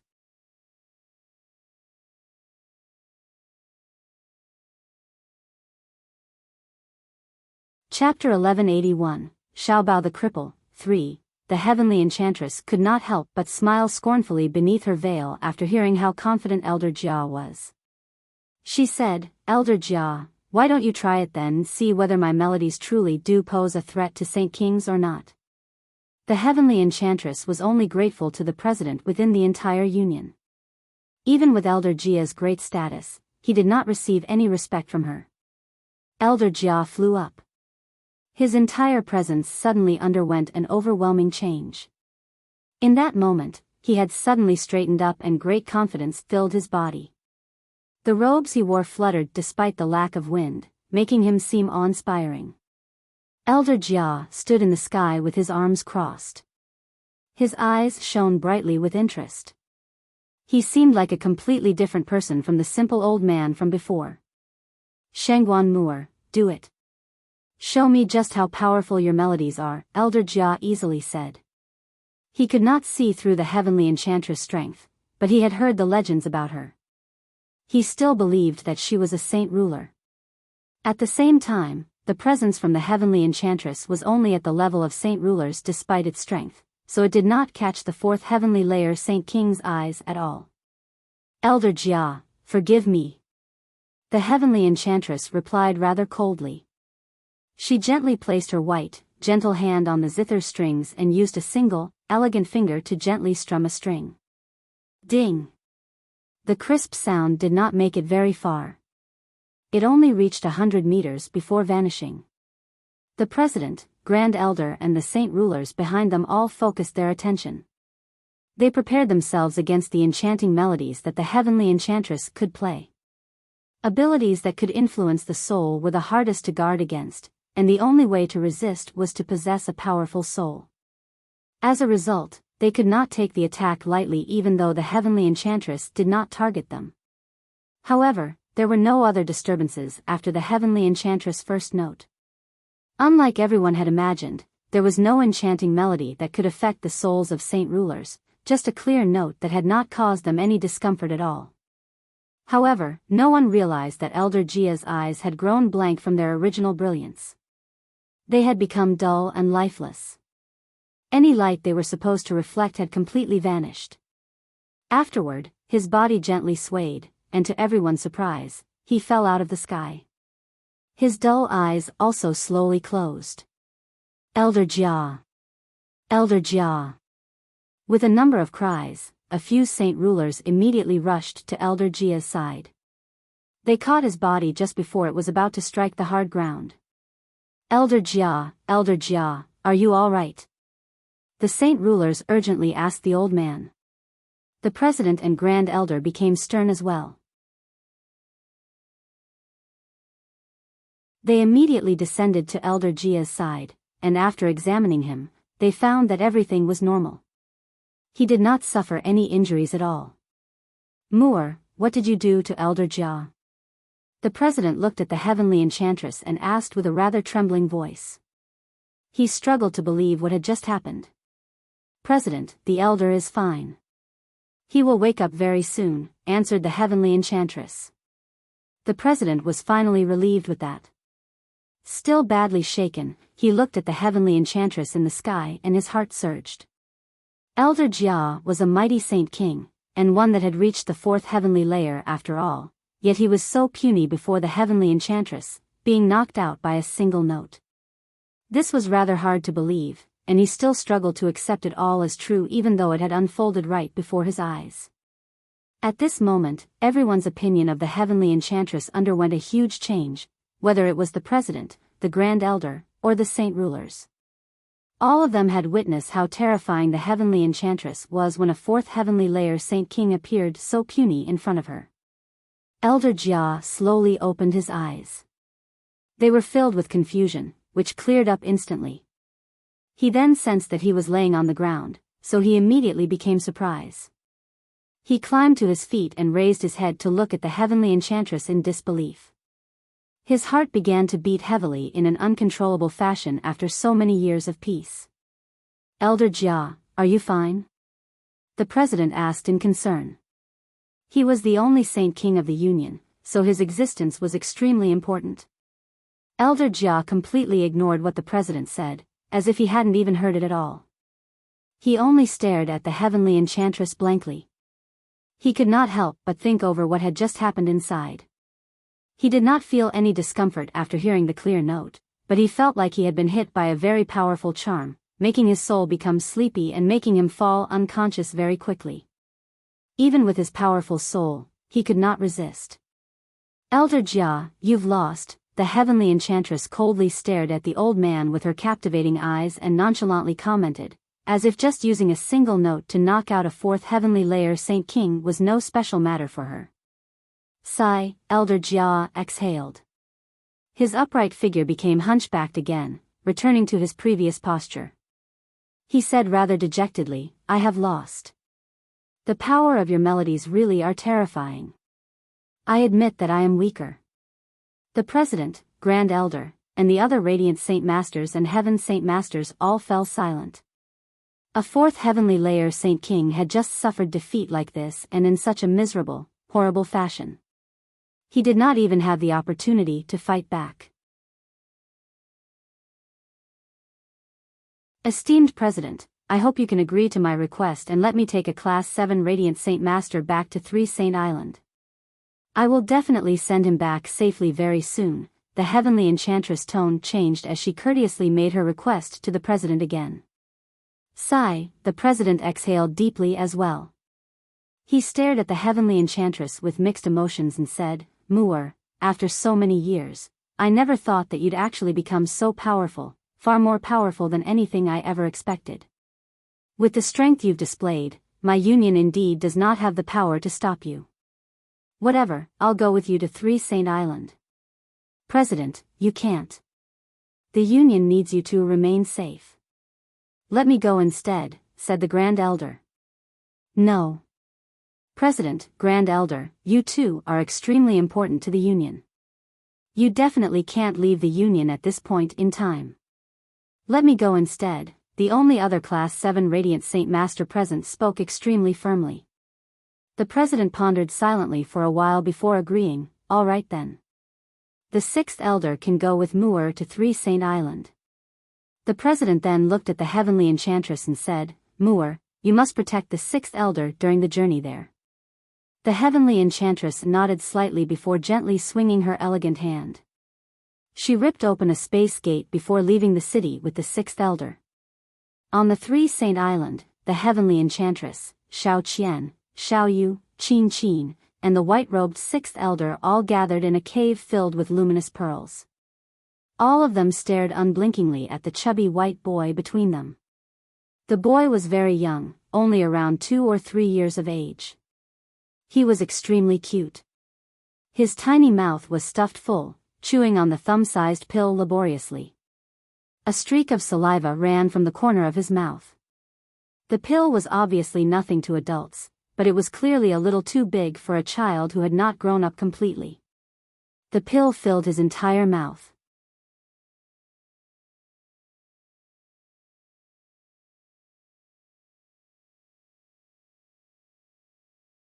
Chapter 1182, Xiaobao the Cripple, 4. The pill created from a 10,000-year heavenly resource finally dissolved in Xiaobao's mouth, which he then consumed. Immediately, a gentle and vast energy erupted within him, flowing into his limbs and bones and filling up his body. The heavenly enchantress, the 6th Elder, Xiao Qian, Xiao Yu, and Qin Qin all stared at Xiaobao, very focused. As the vast energy filled up Xiaobao, Xiao Qian immediately said, Xiaobao, quick, use the method that I taught you. Use your mind to circulate the energy within you. Xiaobao obediently agreed and immediately sat down.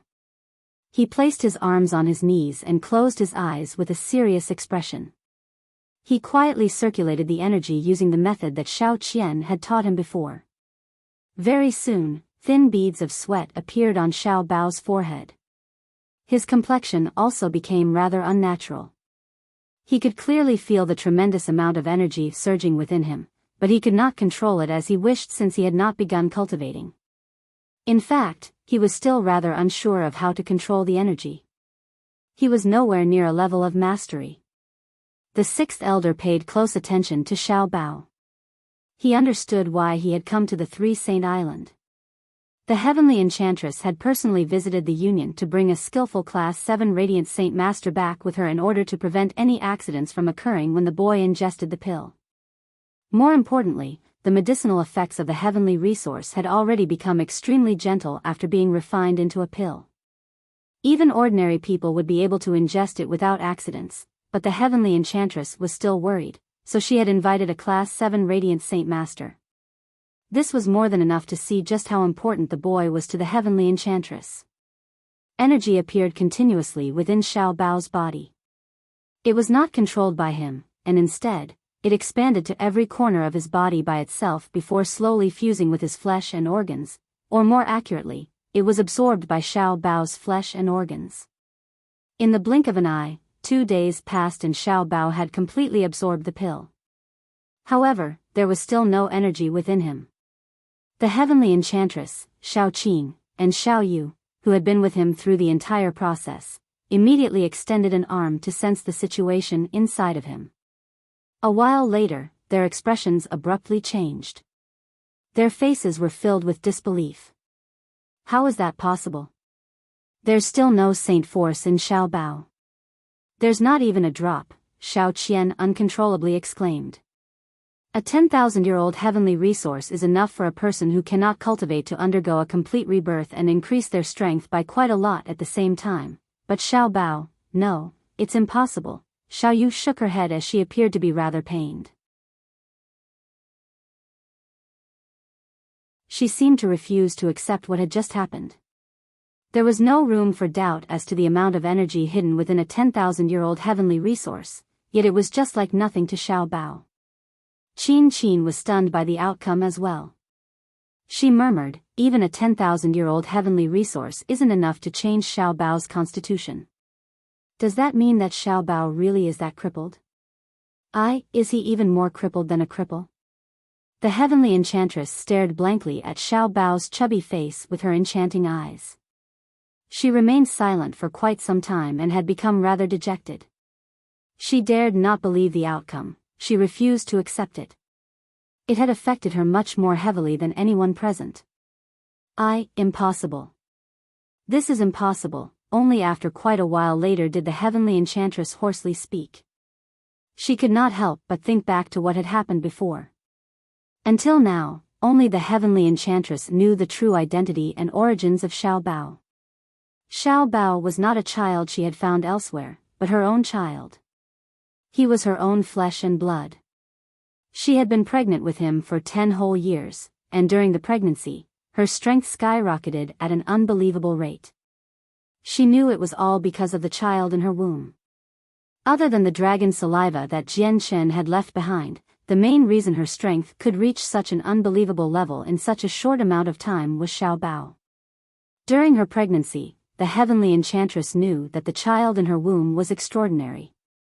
When she had given birth to him, she had even concluded without a second thought that Xiao Bao was an unprecedented genius, someone that could even surpass Saint Emperor in the future. However, never did she think that the outcome could actually be like this.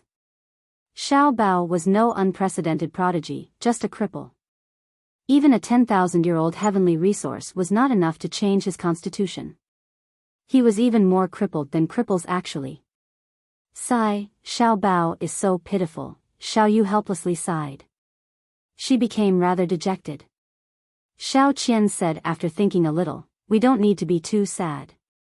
Xiao Bao may be an ordinary person, but ordinary people can obtain happiness and joy as well.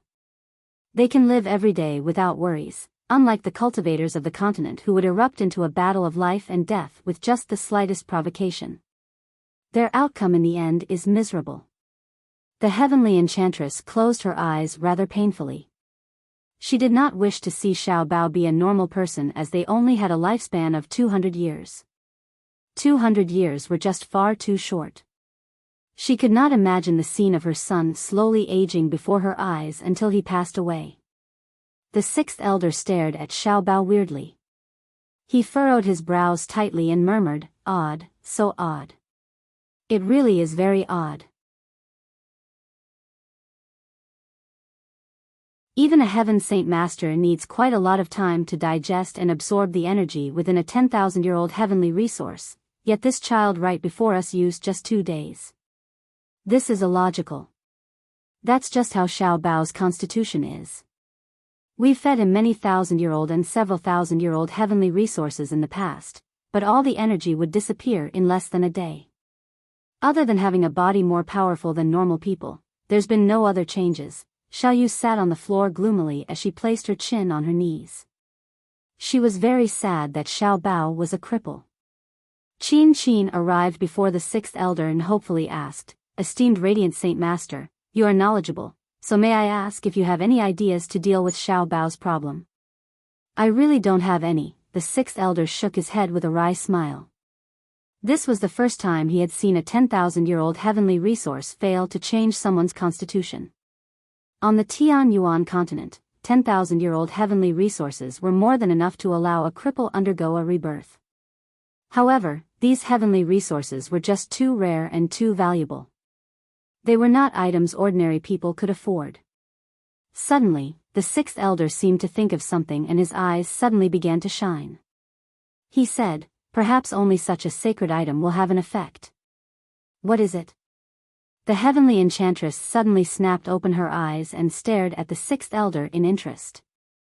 "The saint's fruit." The sixth elder stressed every single word. He was extremely stern. The Radiant Saint Master Union possessed a very lengthy history, so they had clear records regarding the fruit. They just did not have the power to compete for it, which was why they never participated in obtaining it.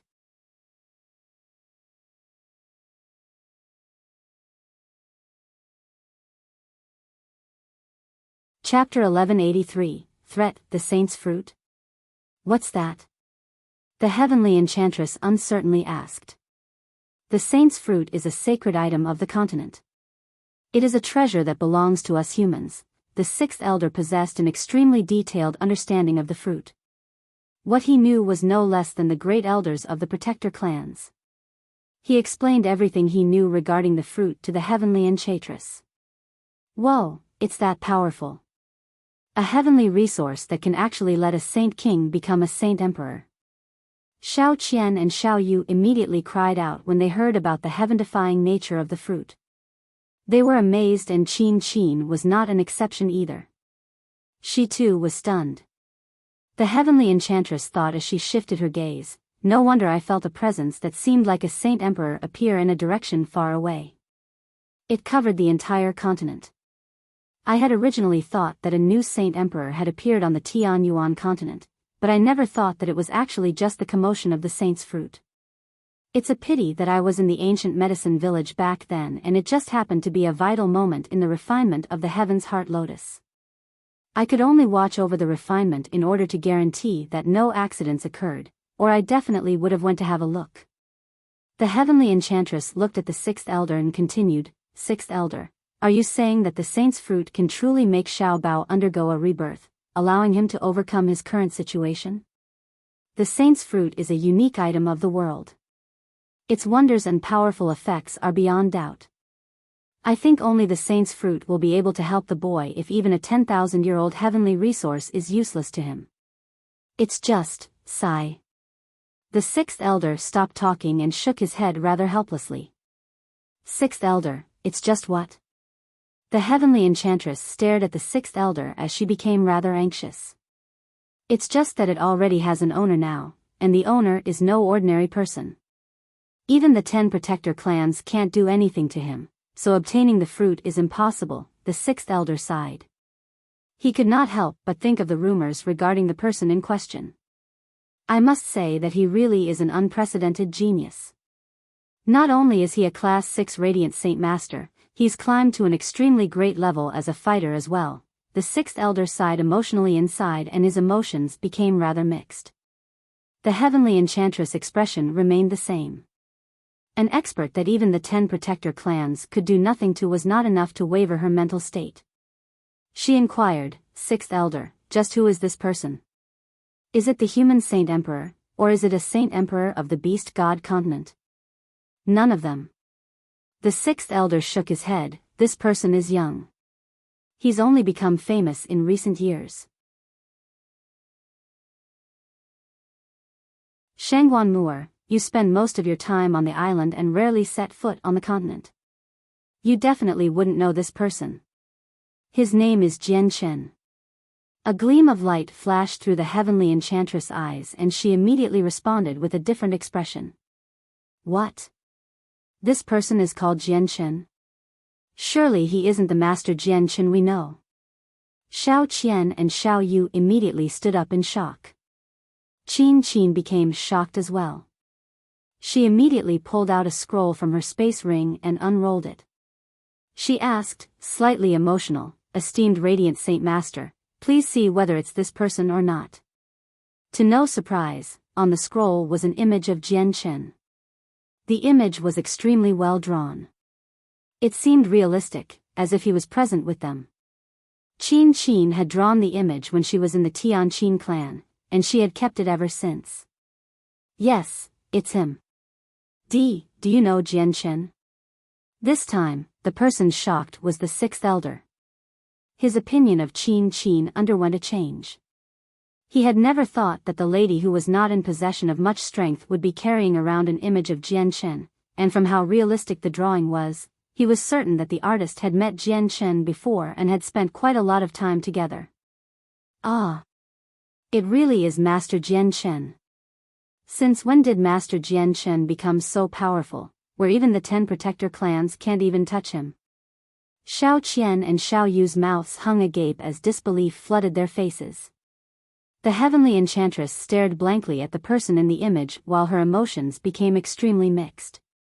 She struggled to remain calm inside. Very soon, the heavenly enchantress shifted her gaze from the drawing and her eyes became cold again. After thinking a little, she said, "I'll visit the Tian Yuan continent immediately." Sixth Elder, thank you for your assistance. Would you like to stay on the island for a little longer, or would you like to return to the continent with me? It's better if I return to the continent. Many experts have become heavily injured from the fight over the fruit before, so many Class 7 Radiant Saint Masters have been whisked away by various large clans. Right now, the Union is in need of manpower, so I should return, replied the sixth elder. In Lore City, the Bright Moon Divine Hall had shrunken to roughly 100 meters long and wide, but it continued to hang in the air. The atmosphere of the Changyang clan had clearly become rather grim. There were many more guards on patrol, and the experts hidden on the estate had increased by several-fold compared to any other day. Changyang Zhu Yunshao had made a full recovery with the origin energy of a Radiant Saint Master, but he lived in deep sorrow right now. His mind was somewhere else every day, and he was extremely gloomy. Everything that had happened in the Protector clan before played through his head like a brand new memory, severely affecting him. It left behind an irremovable scar in his heart. The Protector clan was his home. It was the place he had grown up, so he had many attachments to it. However, he knew that it would probably be impossible for him to return again now. Changyang Zhu Yeyun stayed beside Changyang Zhu Yunshao, but she did not comfort him. All she did was sit quietly beside him. She no longer longed for her son ever since Changyang Zhu Yunkong's return, filling in the gap within her mind. Her soul was strengthening every day, and she was about to break through to Saint King. Jian Chen did not tell anyone else about what had happened in the Protector clan. He did not even reveal the matter to his parents. He even made up a lie to them. After all, the matter had really been blown out of proportion by this time. It was not as simple as offending a Protector clan. It was offending a group of ancestors with shocking seniority over Changyang Ba and the others. He did not want his parents worrying over this. Jian Chen, Yu Yu, and Tai Ta gathered in the most majestic hall within the Changyang clan. Jian Chen had now made a complete recovery from his wounds. He wore luxurious robes with gold lining, like the young master of a large clan. Jian Chen, the Changyang clan has gone too far to treat you like that. It's fortunate that my master contacted me when you were in danger, or, Yu Yu was furious. She felt lingering fear when she thought of Jian Chen's situation and secretly rejoiced that she had made it in time. I will be taking revenge for this sooner or later, Jian Chen said emotionally and rather hoarsely. An extremely powerful killing intent was hidden inside him. This time, he really was almost doomed. If Yu had not arrived in time with the Bright Moon Divine Hall, the outcome would have been unthinkable. He would definitely not have been able to keep the saint's fruit he had spent a tremendous effort to obtain. Now that Tai Ta's identity has been revealed, I think Changyang Qin Yun and the others will definitely do something about it, Jian Chen gruffly said. The light in his eyes flickered with uncertainty. Jian Chen, let's get Tai Ta to hide within the Bright Moon Divine Hall. The toughness of the structure is incomparable to other divine halls. Even the experts of the 10 protector clans won't be bold enough to step into it recklessly, suggested Yu. She had gained some understanding from Jian Chen regarding Tai Ta's identity. Young master, there is a secret letter for you. At this moment, a guard's voice rang from outside. Come in, Jian Chen ordered. The door was gently opened and a guard entered with his head down. He carried a sealed letter. He directly delivered it to Jian Chen's hand. Jian Chen's face immediately sank when he read it. Clenching his hand, strands of chaotic force actually surged out, and with a bang, the letter was blown apart into dust. Jian Chen, what did the letter say that's made you so angry? Yu asked in concern. Some worry filled her face as well. Jian Chen slowly released his grip and gently sipped a mouthful of tea in a composed manner. He slowly answered, it's from Changyang Qin Yun. He said that if I want to keep Tai Ta's identity a secret, I need to hand over the saint's fruit, or he'll call on the experts of the Tian Yuan continent and Beast God continent to hunt Tai Ta down together.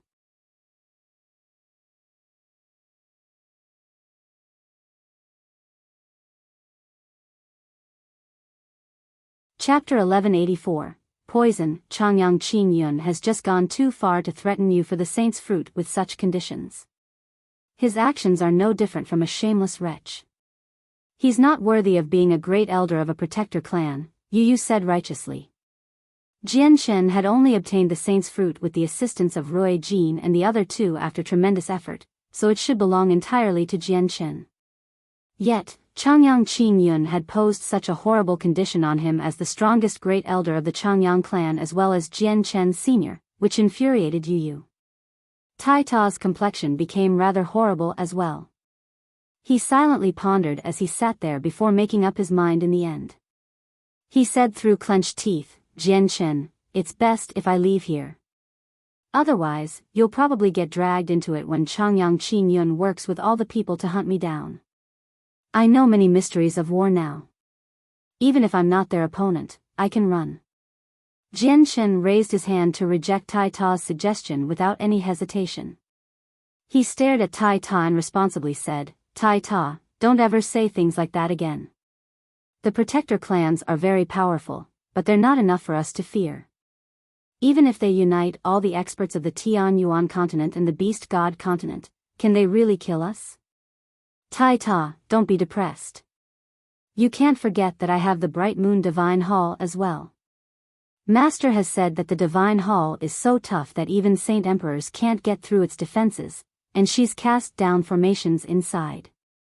There are absolute killing formations that can even wipe out Saint Emperors. As long as we have the Divine Hall, they can't do anything to us even if they unite the two continents, Yu said rather confidently. She felt an unhideable excitement inside since she finally had the power to help Jian Chen now. She could share Jian Chen's burden with him, which was an extremely important matter to her. At this moment, with a twitch in his expression, Jian Chen suddenly gazed off into the distance. His gaze seemed to be able to penetrate the structure and see outside clearly while the light in his eyes flickered. Afterward, Tai Ta's face twitched as well. He suddenly stood up and powerful killing intent bubbled from inside him. He said with his deep, muffled voice, Tai Ta, the people of the Changyang clan have come attacking. Jian Chen shook his head and a sliver of doubt flickered through his eyes. He said, Tai Ta, please wait. It may not be like what you've imagined. Let's go have a look first. A great group of people flew toward the city. They did not seem to be travel very quickly, and there were several hundreds of them. The people in the city saw the spectacular scene in the air, and the entire city was thrown into a great hubbub again. All of them had become stunned by this. All of them knew that anyone who could fly in the air was at least a heaven saint master without any exception. There were only around a dozen in the entire kingdom, and a few of them had only recently appeared too. Every single one of them possessed a great status within the kingdom, able to stand on equal ground with the king. They rarely ever appeared in public. Yet now, they were seeing several hundred people flying in the air with a single glance. This pushed their shock to the utmost limit. The group of people directly flew to the Changyang clan before all stopping at the front entrance in the end. All the high-ranking members of the clan had gathered at the entrance. They all stood there silently and no one said anything. The gloomy Changyang Zhu Yunshao stood at the very front. Changyang Zhu Yeyun accompanied him by the side, and only after them was Jian Chen, Yu Yu, Tai Ta, Changyang Ba, and the others. Of the several hundred people, the old man who stood at the very front was the most authoritative great elder of the Zhu branch, Changyang Zhu Shao. Changyang Zhu Shao seemed rather decadent right now. His face was filled with loneliness, helplessness, sorrow, and so on. Unknowingly, he seemed even older now. There were both the old and young in the group behind Changyang Zhu Shao, varying in strength. They could be as powerful as saint rulers or as weak as a few young men and children who were not even earth saint masters. They were carried by the people around them through the air. However, all of the older people were filled with loneliness. They were gloomy and their eyes were dull. Great-grandfather, what are you? Changyang Zhu Yunshao suppressed his sorrow and asked in doubt. Sigh, Changyang Zhu Shao deeply exhaled. Tears pooled in his weather-old eyes. He said, Shower, I can no longer stay in the clan after what's happened. I've already left the clan now while the people behind me are all members of the Zhu branch who were willing to come with me. Most of the others stayed behind. Changyang Zhu Yunshao violently jerked with that. He immediately clenched his fists before slowly letting go. He sighed at the sky and said, Leaving is good too, leaving is good too. On that day, the Changyang clan increased by several hundred new members. However, all of them possessed great statuses. They were all members of the protector Changyang clan. Just the number of saint rulers exceeded 10. Even in the protector clan, they possessed a certain level of status. Most of the saint rulers had chosen to leave with Changyang Zhu Shao, and only an extremely few number of people chose to stay behind. However, the group was not even 1/100th of the entire Zhu branch. Fortunately, the Changyang clan was extremely large after it had been modified, so even after increasing by several hundred members, it did not feel cramped. Changyang Ba made arrangements for the people appropriately while Changyang Zhu Shao obviously became the person with the highest status. Jian Chen was touched by Changyang Zhu Zhao's actions, filling him with warmth. He now knew that he was not alone in the protector clan. At least the Zhu branch stood by his side. Changyang Zhu Shao did not mention the saint's fruit at all. After greeting him, Jian Chen directly went to where Rui Jin, Hong Lian, and He Yu were staying. He Yu currently sat on his bed. His complexion was dark as the poison remained within him. The saint artifact had turned into a fist-sized golden tower as it slowly rotated above him, shining with a hazy light. Hong Lian and Rui Jin sat nearby in worry. They furrowed their brows while deep in thought. Senior He Yu, how are you? Has the poison still not been purged? Jian Chen's chest immediately tightened when he saw He Yu's condition. He Yu slowly opened his eyes and gently shook his head. He said, The poison that got me is extremely rare on the continent. It's far stronger than the venom of the venomous beast ranked at number 1, and even the artifact spirit cannot help me. Apparently, this is a poison that belongs to the 9th class. The artifact spirit can only use Radiant Saint Force at class 8, so it is not enough to purge the poison.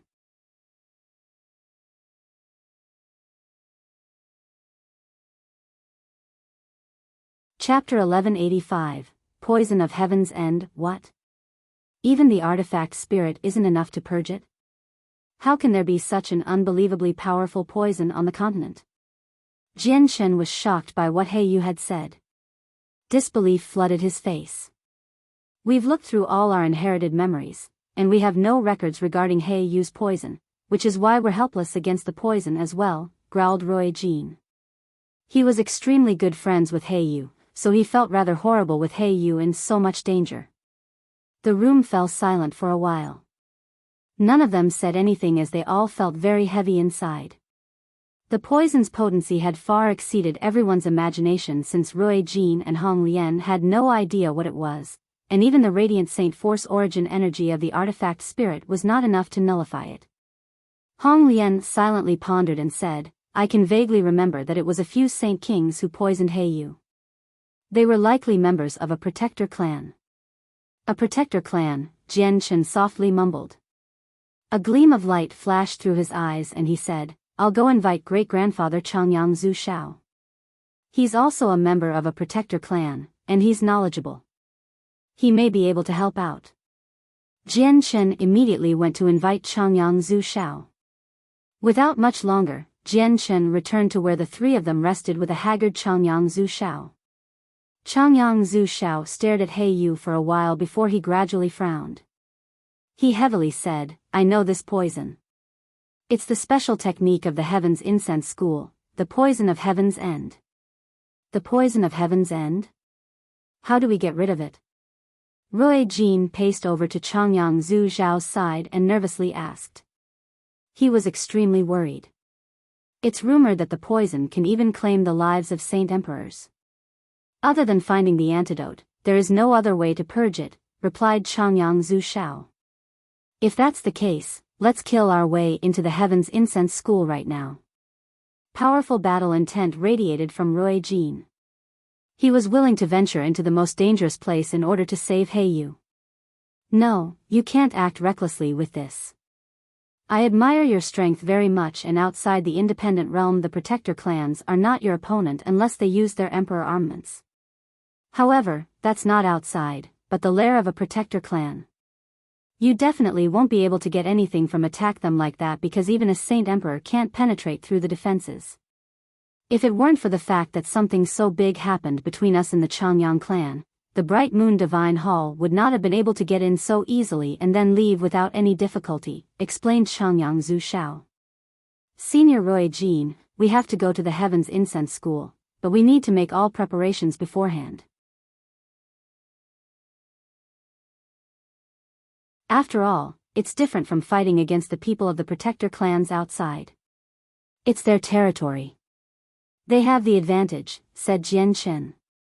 Although Roy Jean had gotten carried away, he was not a reckless person. He found it rather reasonable after listening to what Jian Chen and Changyang Zhu Shao had said, so he responded, all right, let's make the preparations as quickly as possible in the next few days. We need to set off as soon as possible. Hey, you can't last much longer. Changyang Zhu Shao nodded, only you can go deal with this matter now. Although Yun Shao and I have broken away from the Changyang clan, we still can't assist you openly. Changyang Zhu Shao paused there.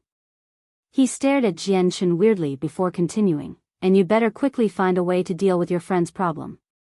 Once the news of the war god makes it out onto the continent, they will never let him go. At that time, it won't just be the Tian Yuan continent. Probably even the experts of the beast god continent will come to hunt him down. After all, both the Tian Yuan continent and beast god continent have a very deep enmity toward the war god from the ancient times.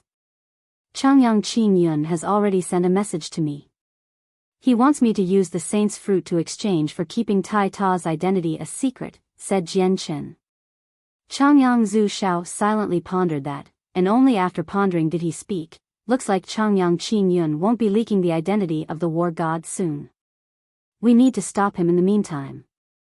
I'll immediately send someone over to tell him that if he wants the saint's fruit, he better keep it a secret for the time being. That's enough to stop him temporarily, but it's not a long-term plan. Actually, I've already got a plan to keep Tai Ta safe. All he needs to do is hide in the Bright Moon Divine Hall when the time comes and he'll be completely fine. Even if Saint Emperors come personally, they won't be able to threaten him, replied Jian Chen. Now, there were only two places that were extremely safe for Tai Ta. One was Mercenary City while the other was the Bright Moon Divine Hall. However, Jian Chen knew even better that Tai Ta could only hide in Mercenary City before his identity had been leaked. Mercenary City would be a forbidden land once it was leaked. Even if the authoritative elders of the city agreed to shelter him, they would be looked down upon by the entire continent and lose their superior status. Jian Chen had never considered sending Tai Ta back to the 100 races since it would be like sending Tai Ta to his death in his eyes. He had never been to the Wasteland continent and had no idea about the exact strength of the 100 races, but he knew they were not as powerful at the Tian Yuan continent. They would not even be able to fend off the Tian Yuan continent, let alone when the Tian Yuan continent worked together with the Beast God continent to attack them.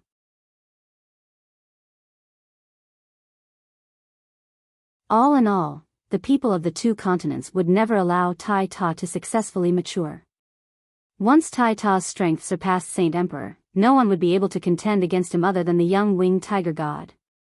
Fairy Hao Yu, who created the Bright Moon Divine Hall, was the strongest Saint Emperor in her age. The records say that she had already arrived at the border of surpassing Saint Emperor, except she still failed in the end. On the other hand, her divine hall created from the special materials of the moon is very extraordinary where even Saint Emperors cannot destroy it, so sheltering him in the divine hall is indeed a good idea. However, when the time comes, you need to shelter the entire clan in it as well along with all the people you care about. Otherwise, I worry that they'll use these people to come threaten you, Changyang Zhu Xiao said rather sternly. Jian Chen's expression changed slightly. He heavily replied, the flame mercenaries will become rather troublesome. With their current scale, they've probably exceeded 1 million people in size, and there are many of them dispersed everywhere.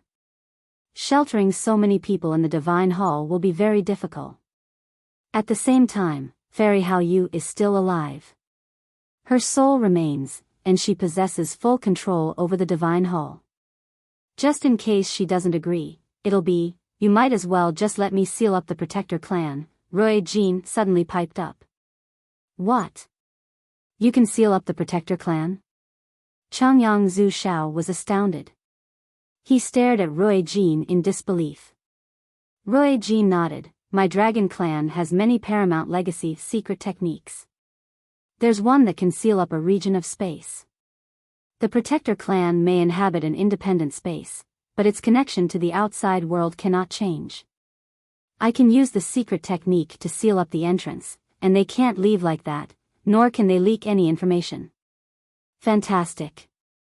That way, we don't have to worry about Tai Ta's identity being leaked. Senior Roy Jean, when will we seal up the entrance of the Changyang clan? Jian Chen said rather impatiently. I'll need to visit Dragon's Island and retrieve some million-year dragon saliva from the necropolis. I'll use the essence of the herbs to complete the seal, but the seal can't last for too long. It might be a century, it might be a few decades, or it might even be just a few years before it's broken through by them, said Roy Jean. We'll drag it out if we can drag it out. Even if it's just a few years, it'll be enough. Jian Chen immediately became confident. He thought about Uncle Xiao who had entered seclusion with the Empyrean demon orb and the Grand Elder of Mercenary City, Tianjian, again. Now that Uncle Xiao had the Empyrean demon orb, reaching Saint Emperor was no problem. If Tianjian consumed the saint's fruit, reaching Saint Emperor would just be a matter of a few years. At this moment, an extremely pleasant melody rang out.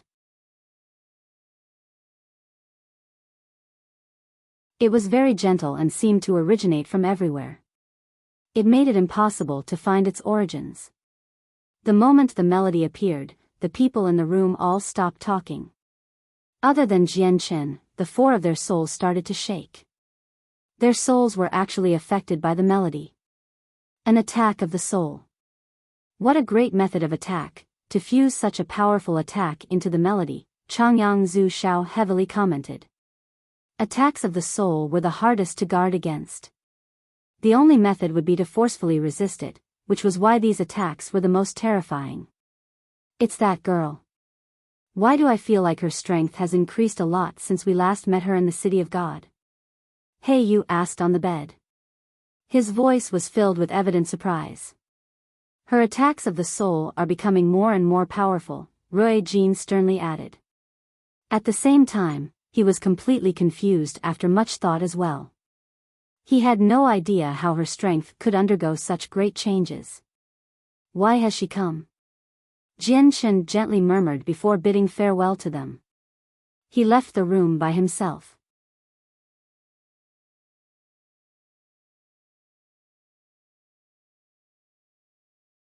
Chapter 1186. An unexpected guest. Not only did the people of the Changyang clan hear the zither melody of unknown origins, many people in the city heard it as well. However, they were completely unaffected. It was only a pleasant tune to them.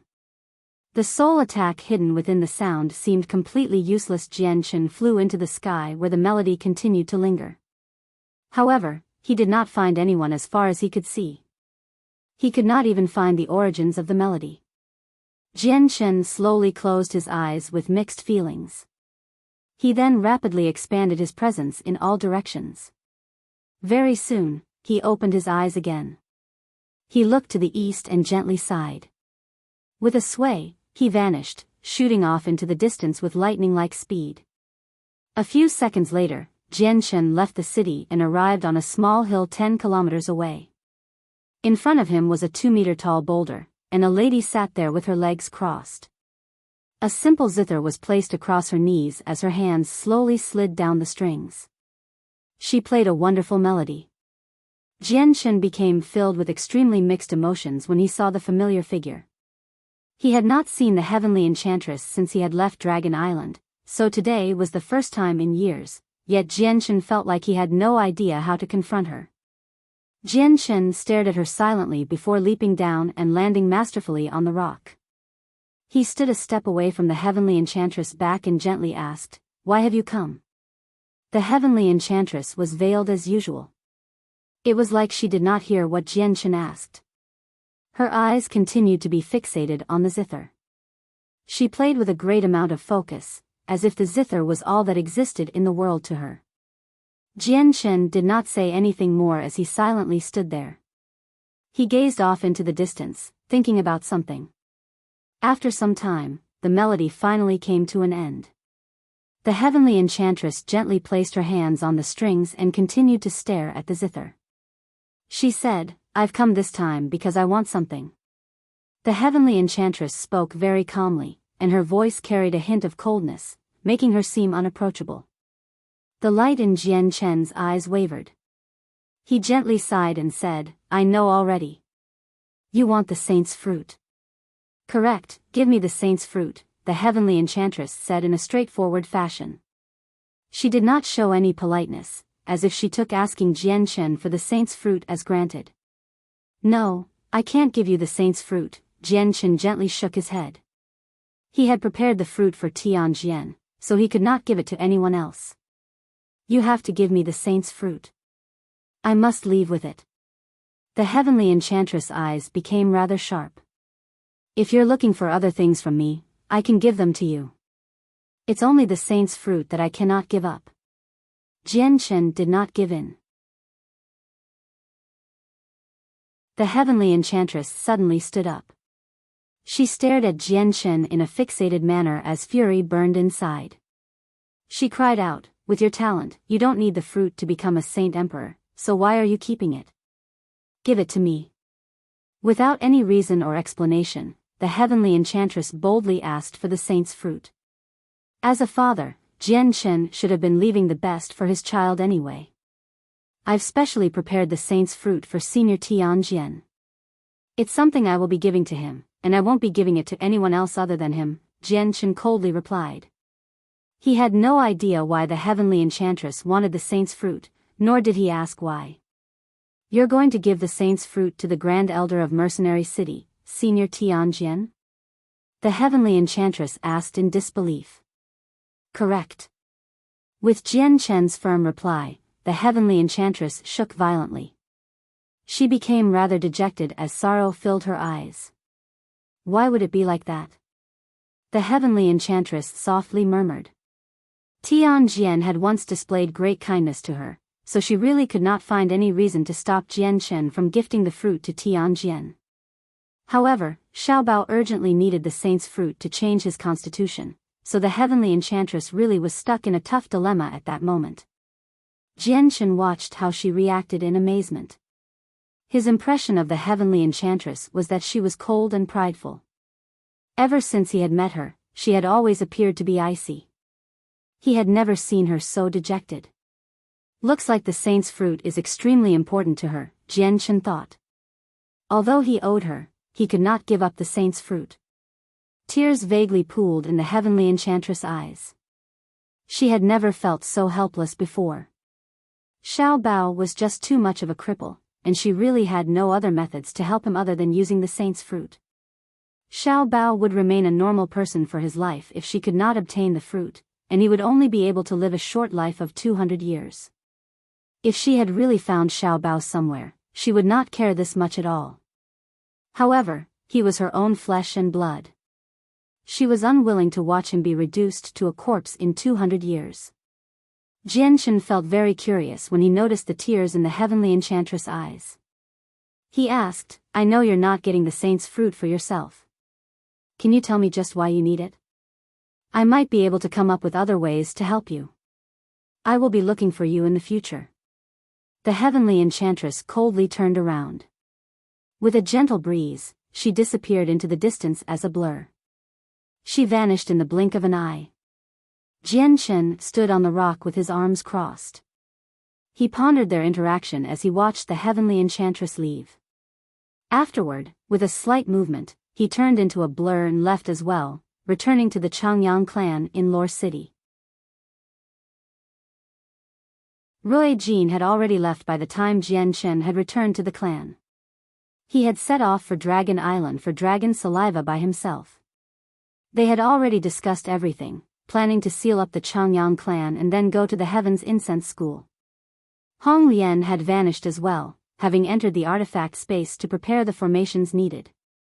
Whether it was sealing up the Changyang clan or going to the Heaven's Incense School, they were all important matters.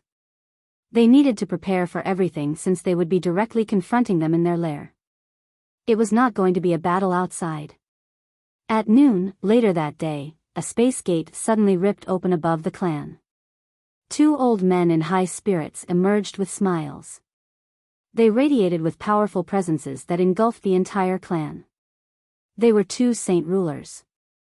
However, just as they emerged, their smiles hardened. More than 10 saint rulers had already appeared around them unknowingly. Every single one of them radiated with a much more powerful presence. "Konger, it's Konger." A delighted voice rang out. Changyang Zhu Yeyun rushed up in serendipity. The one of them was the ancestor of the Changyang clan, Changyang Zhu Yunkong, and the other was the caretaker of the clan, Chang Wuji. The faces of the saint rulers around them immediately became much more gentle when they heard it was Changyang Zhu Yeyun. Some of them even began to smile amicably. "So it's brother Yunkong, it's actually nephew Yunkong." All the saint rulers were members of the Zhu branch. Many of them were Changyang Zhu Yunkong's elders, so they all greeted him. Changyang Zhu Yunkong immediately became stunned when he recognized them with a single glance. Jian Shen came out to welcome them personally as well. However, what delighted him the most was that Uncle Chang had finally become a saint ruler and his lifespan had been increased by 2,000 years. There was far too much that could happen in 2,000 years. His constitution could be completely changed using heavenly resources, allowing him to undergo a rebirth. Coupled with excellent conditions, he could reach another level of cultivation. Jian Shen could not say that he would become a saint emperor, but he was confident that reaching saint king would not be a problem. They all conversed a little before leaving. Changyang Zhu Yunkong was obviously pulled away by Changyang Zhu Yeyun while Jian Shen was taken by Uncle Chang to his room. "Young master, it's really all because of these 3 beast furs that I've been able to reach saint ruler successfully. My talent is only a so-so, and I've reached the end of my life. If it weren't for the beast furs and help from Shaolin, I never would have been able to reach Saint Ruler. Young master, I really need to thank you. Uncle Chang gratefully thanked him before handing the 3 beast furs to Jian Chen. It really was extremely difficult for him to break through to Saint Ruler this time. Jian Chen accepted the beast furs. He frowned slightly and said rather unhappily, Uncle Chang, don't ever say things like that, or I'm going to be unhappy. Uncle Chang chuckled and did not delve on the matter. He said, going into seclusion this time, Master and Huang Tianba have improved very rapidly. With Xiao Ling's assistance, it's countless times easier for them to comprehend the mysteries of the world compared to the ordinary rate, and they don't need to worry about the lack of energy. Huang Tianba's already reached the 8th heavenly layer of Saint Ruler now. He wants to use the once-in-a-lifetime opportunity to reach Saint King in a single stroke. Uncle Chang paused there. He stared deeply outside the building and asked with a deep voice, Young master, has something happened recently? Why have so many seniors of the Zhu branch come to the clan? Uncle Chang was a Saint Ruler now as well. He was strong enough to take responsibility and manage things, so Jian Chen did not hide the situation from him. He told him what had happened in the Protector clan, which utterly stunned him. At this moment, a guard reported outside, Young master, caretaker, the old madam has invited the 2 of you to the discussion hall. The old madam referred to by the guard was obviously Changyang Zhu Yeyun. When Jian Chen and Uncle Chang arrived in the hall, they just happened to hear Changyang Zhu Yunkong roar out, it's too far. They've gone too far. They really don't know shame if they can do things like this. Father, mother, from today on, let's completely break free from the Protector clan. In the future, the Protector Changyang clan has nothing to do with our Changyang clan of Lore City. Jian Chen knew that Changyang Zhu Yunkong had learned of the matter as well. Changyang Qin Yun and the others had indeed gone overboard with what had happened in regards to the saint's fruit this time. Otherwise, this many seniors of the Zhu branch would not have followed Changyang Zhu Shao away.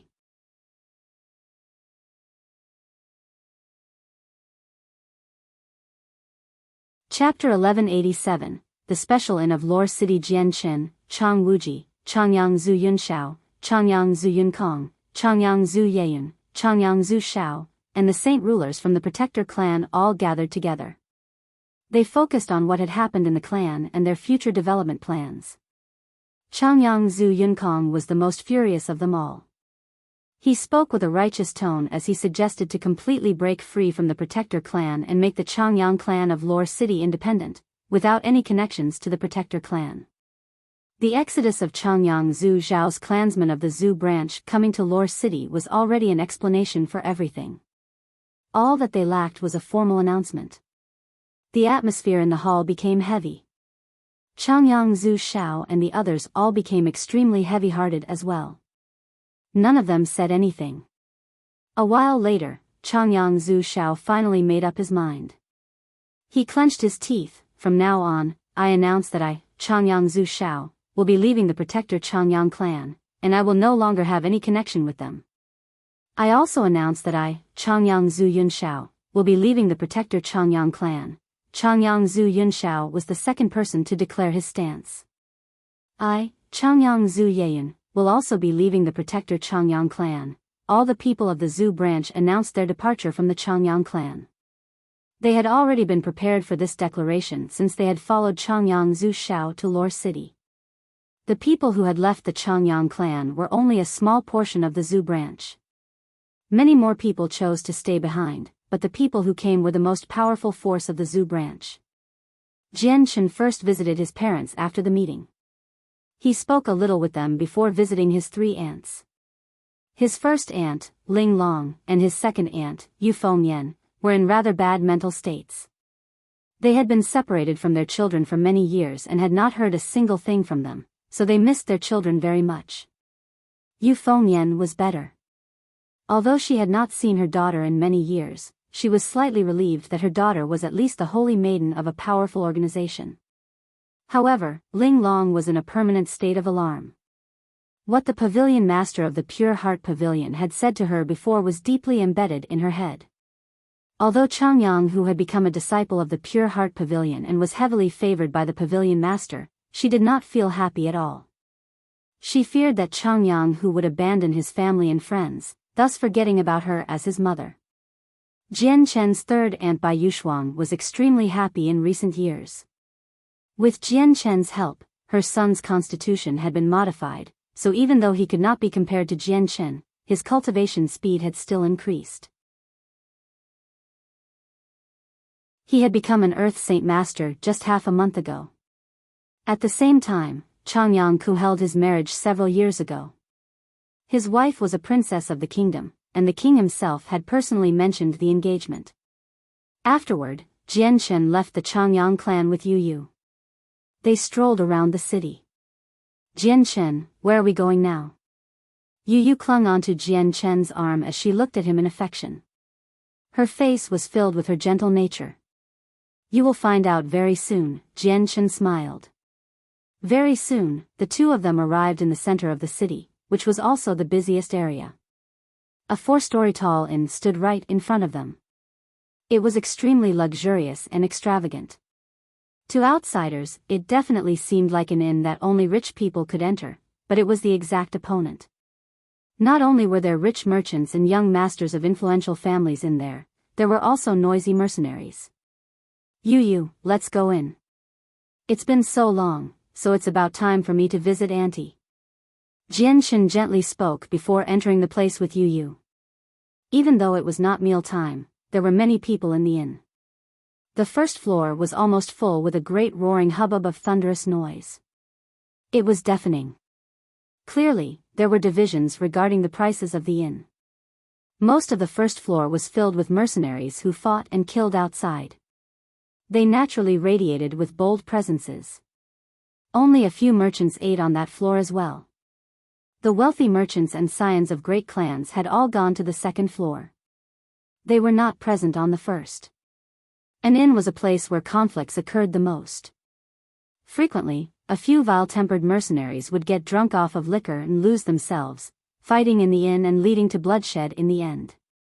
When Jian Chen and Yu Yu entered the inn, 2 groups of mercenaries began arguing. Fucking hell, can you keep it down? You're so noisy that it's getting in the way of my drinking. A burly mercenary with fire-red hair furiously slammed the jug of liquor in his hand onto the table. He roared at some mercenaries who were talking loudly. The hubbub in the inn immediately disappeared. Everyone focused their attention on the red-haired mercenary. The table which he had yelled out fell silent as well. There were a total of 4 people there, and every single one of them were flushed from drinking. However, they all radiated with especially bold presences. This was something that only people who had experienced a slaughter would possess. Clearly, the 4 of them had gone through a trial of blood before. They were ferocious people who were frequently engaged in brutal battles. Bang! One of the 4 people heavily slammed the table and a powerful force turned it into pieces. He glared at the mercenary and coldly said, "How dare you speak to us Baoxiong brothers like that? Do you find your lifespan too long? We cannot forgive this person for speaking to us like that. Let's take his life as an apology," one of the 4 people called out. His temperament was unnecessarily volatile as well. He had already condensed his saint weapon, which was a huge axe. The red-haired mercenary snickered. "I really wonder if you know how to spell death for speaking to me like that." As he said that, he clenched his hand and vast amounts of fire-attributed saint force immediately gushed out, quickly condensing into a huge, fire-red sword. Earth Saint Master. And he can actually control fire-attributed saint force, the element with the greatest offensive capabilities of the 6. A few surprised mutters immediately appeared in the inn. Earth Saint Masters were rather rare in Lore City. The mercenary and the 4 brothers brandished their weapons. They were already close to fighting. At this moment, a middle-aged man who seemed to be a merchant stepped forward. He clasped his hands and gave them a smile. "You must not be people of the Jessen Kingdom, right? I am a Fang Yanhua, and I'd like to advise you that you've chosen the wrong place to fight. You must never cause trouble in this inn, or even Heaven Saint Masters will face disaster." Both parties' expressions changed when they heard that. Heaven's Saint Masters were peak-level experts in their eyes. There were only around 10 of these powerful experts, even with the entire kingdom in perspective. Of course, that was ignoring the hidden power of the Changyang clan. The red-haired mercenary calmed down very quickly after being surprised. He did not believe what the local had said and laughed. Even Heaven's Saint Masters will face disaster? What, is this inn protected by a saint ruler? The merchant expected the mercenary to respond like that. He smiled. That may not be the exact truth, but it's basically like that. This inn is a place protected by the Changyang clan. The Changyang clan has saint rulers. Do you think I'll believe that a mere inn will receive the protection of the great Changyang clan? Do you think I'm as easy to trick as a kid? One of the 4 brothers sneered. They did not believe what the merchant had said. The merchant glanced at them in pity before sitting down again. He no longer paid any attention to them. The temperature in the inn rapidly climbed. The huge sword in the red-haired mercenary's hand was coated in a layer of red light, and he stabbed at the 4 brothers. The 4 brothers did not hold back either. They all drew their saint weapons, and they were all Earth Saint Masters as well. It was just that each one of them was not as powerful as the red-haired mercenary alone, so they needed to work together. At this moment, a group of people in black clothes quietly made their way in. There was a total of 12 of them, and all of them possessed neutral expressions. The leading middle-aged man was a Heaven Saint Master. Many people in the hall immediately began to look at them in envy and admiration. They were a disciplinary squad of the Changyang clan, and even their weakest member was an Earth Saint Master. The simple, black clothing had become a representation of strength, status, and glory in the eyes of the people in the inn. Take away all those who dare to make trouble here. The leading man coldly stared at the 4 brothers and the red-haired mercenary. Just his gaze was enough to make the 5 aggressive mercenaries shiver inside. All their intent to battle vanished. A Heaven Saint Master. The thought of death crossed their heads. They had never thought that they would actually provoke such a powerful expert and that it would happen so quickly. Was the inn really protected by the Changyang clan? They even lost the courage to resist in front of a Heaven Saint Master. All 5 of them were taken away by the disciplinary squad. Everyone please continue to enjoy your meals.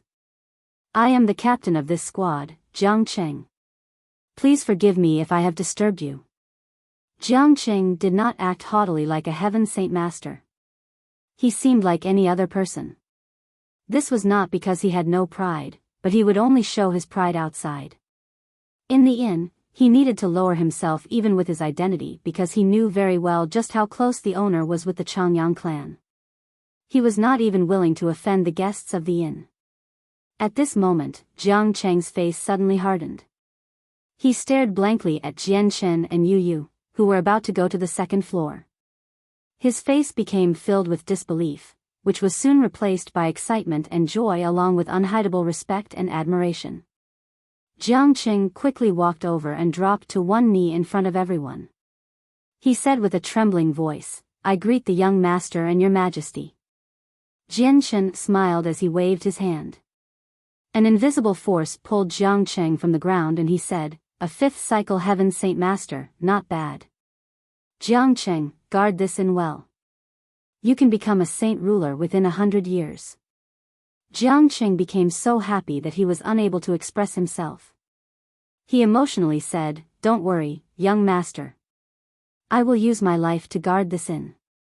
As long as my life is intact, no one will be able to cause trouble here." Jian Chen nodded before proceeding to the 2nd floor of the inn.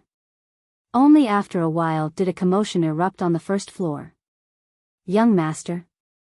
Is that young man the young master of the Changyang clan? He's an imperial protector of our kingdom and a prodigy of the continent. He's become a saint ruler at such a young age, that's probably not all to it. I heard that the young master has become a saint king now. I never thought that I'd see the elusive young master of the Changyang clan." All the people in the inn were extremely excited. The young master of the Changyang clan was a legend across the continent. Although most people knew his name, there were very few who had actually seen him in person.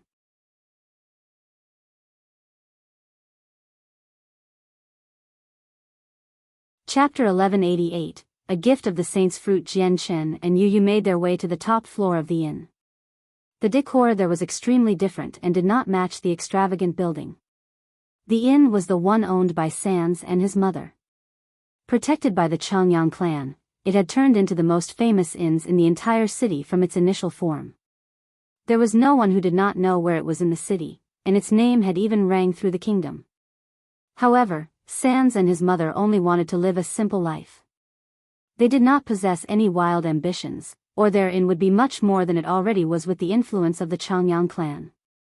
The top floor of the inn was where Sans and his mother stayed. Jian Chen only saw the auntie and not Sans. Only after asking did he learn that Sans had joined the flame mercenaries. The auntie was an ordinary person and could not cultivate. She was in her early 50s, but she already seemed much older. Jian Chen and Yu Yu talked with her for a while.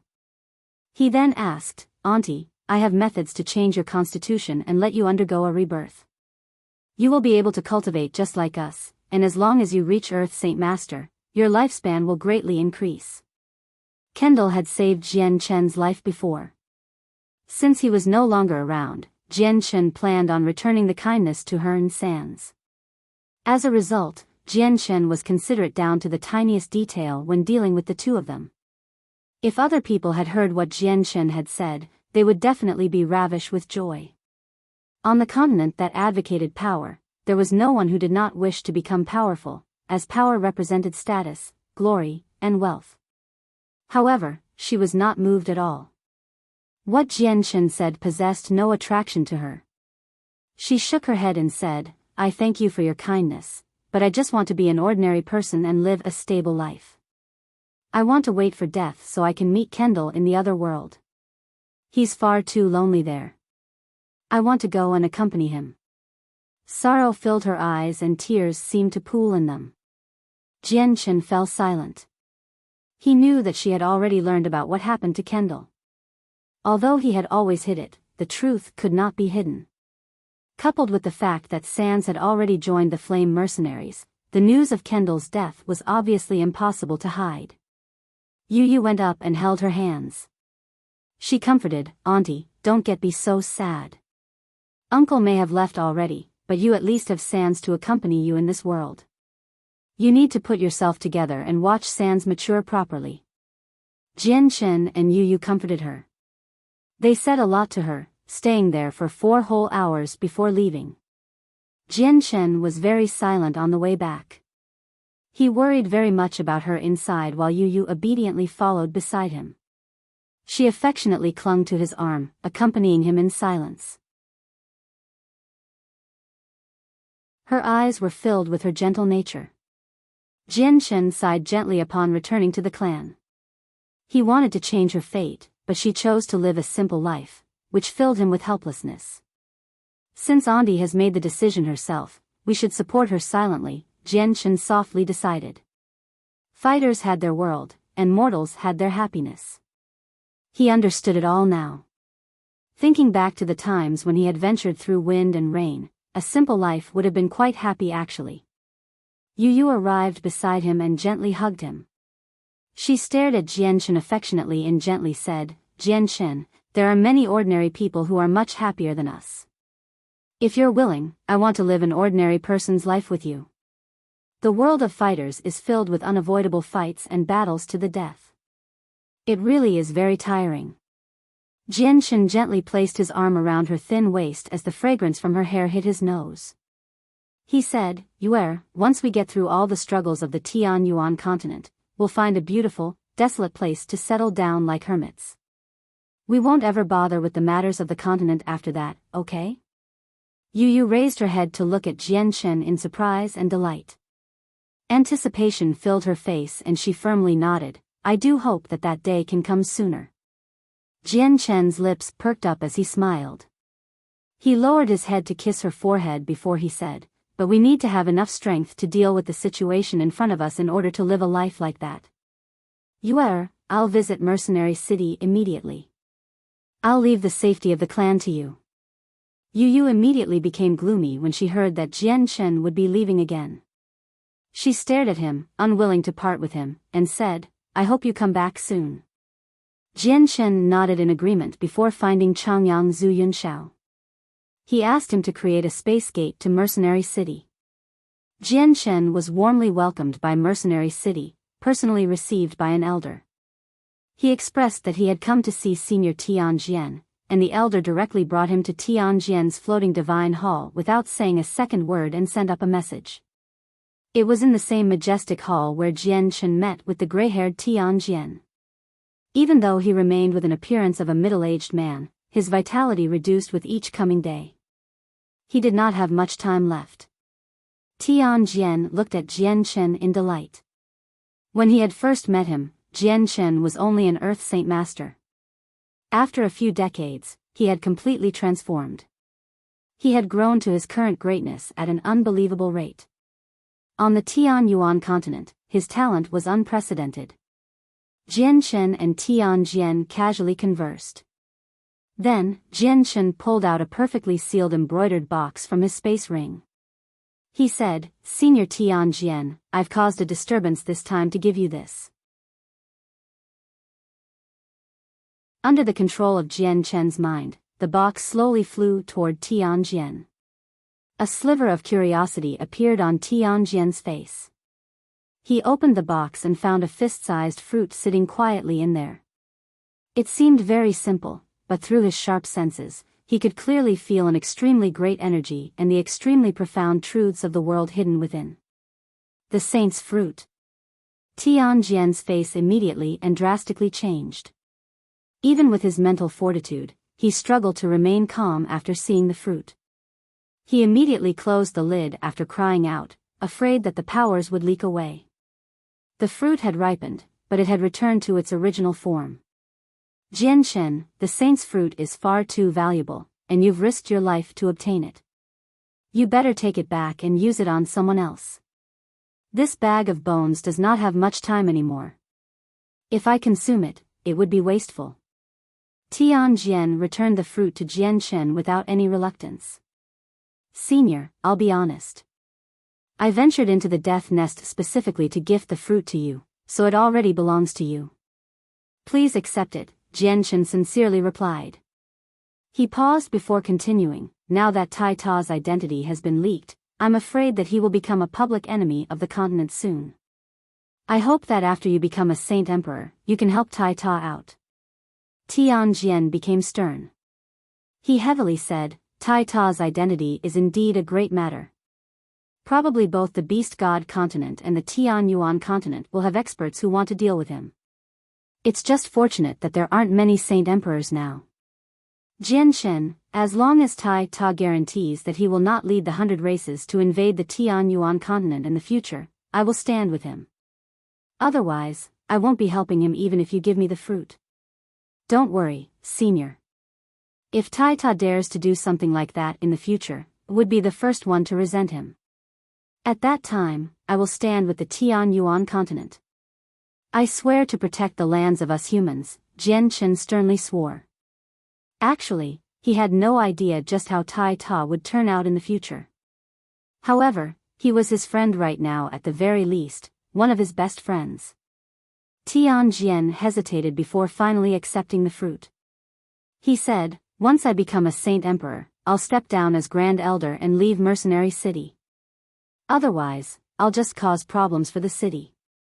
Although the city is powerful and is unshakable with its deep heritage, I can't let such a holy place become a region that people will end up drooling over.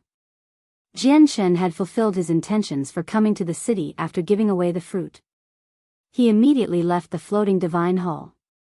Tianjian stood in the divine hall as he watched Jian Chen leave. Only after quite a while did he look away. He stared blankly at the box in his hand as his heart was strewn with many emotions. A long while later, Tianjian finally sighed.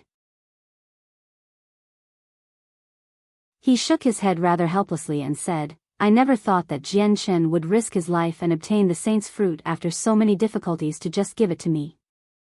Jian Chen left the miniature world of Mercenary City through a space gate and returned to the city. Brother, have you finished with your stuff? Can you play with me now? Xiao Ling's voice rang through Jian Chen's head. Afterward, her illusionary figure appeared, drifting around in front of him. The street was packed with people, but no one else could see her other than Jian Chen. Jian Chen's gaze became gentle. He treated Xiao Ling as his own sister, and he laughed. Xiao Ling, take me to the underground space first. I might as well visit my old friends. Xiao Ling happily agreed. Jian Chen immediately felt an invisible but irresistibly powerful force surround him.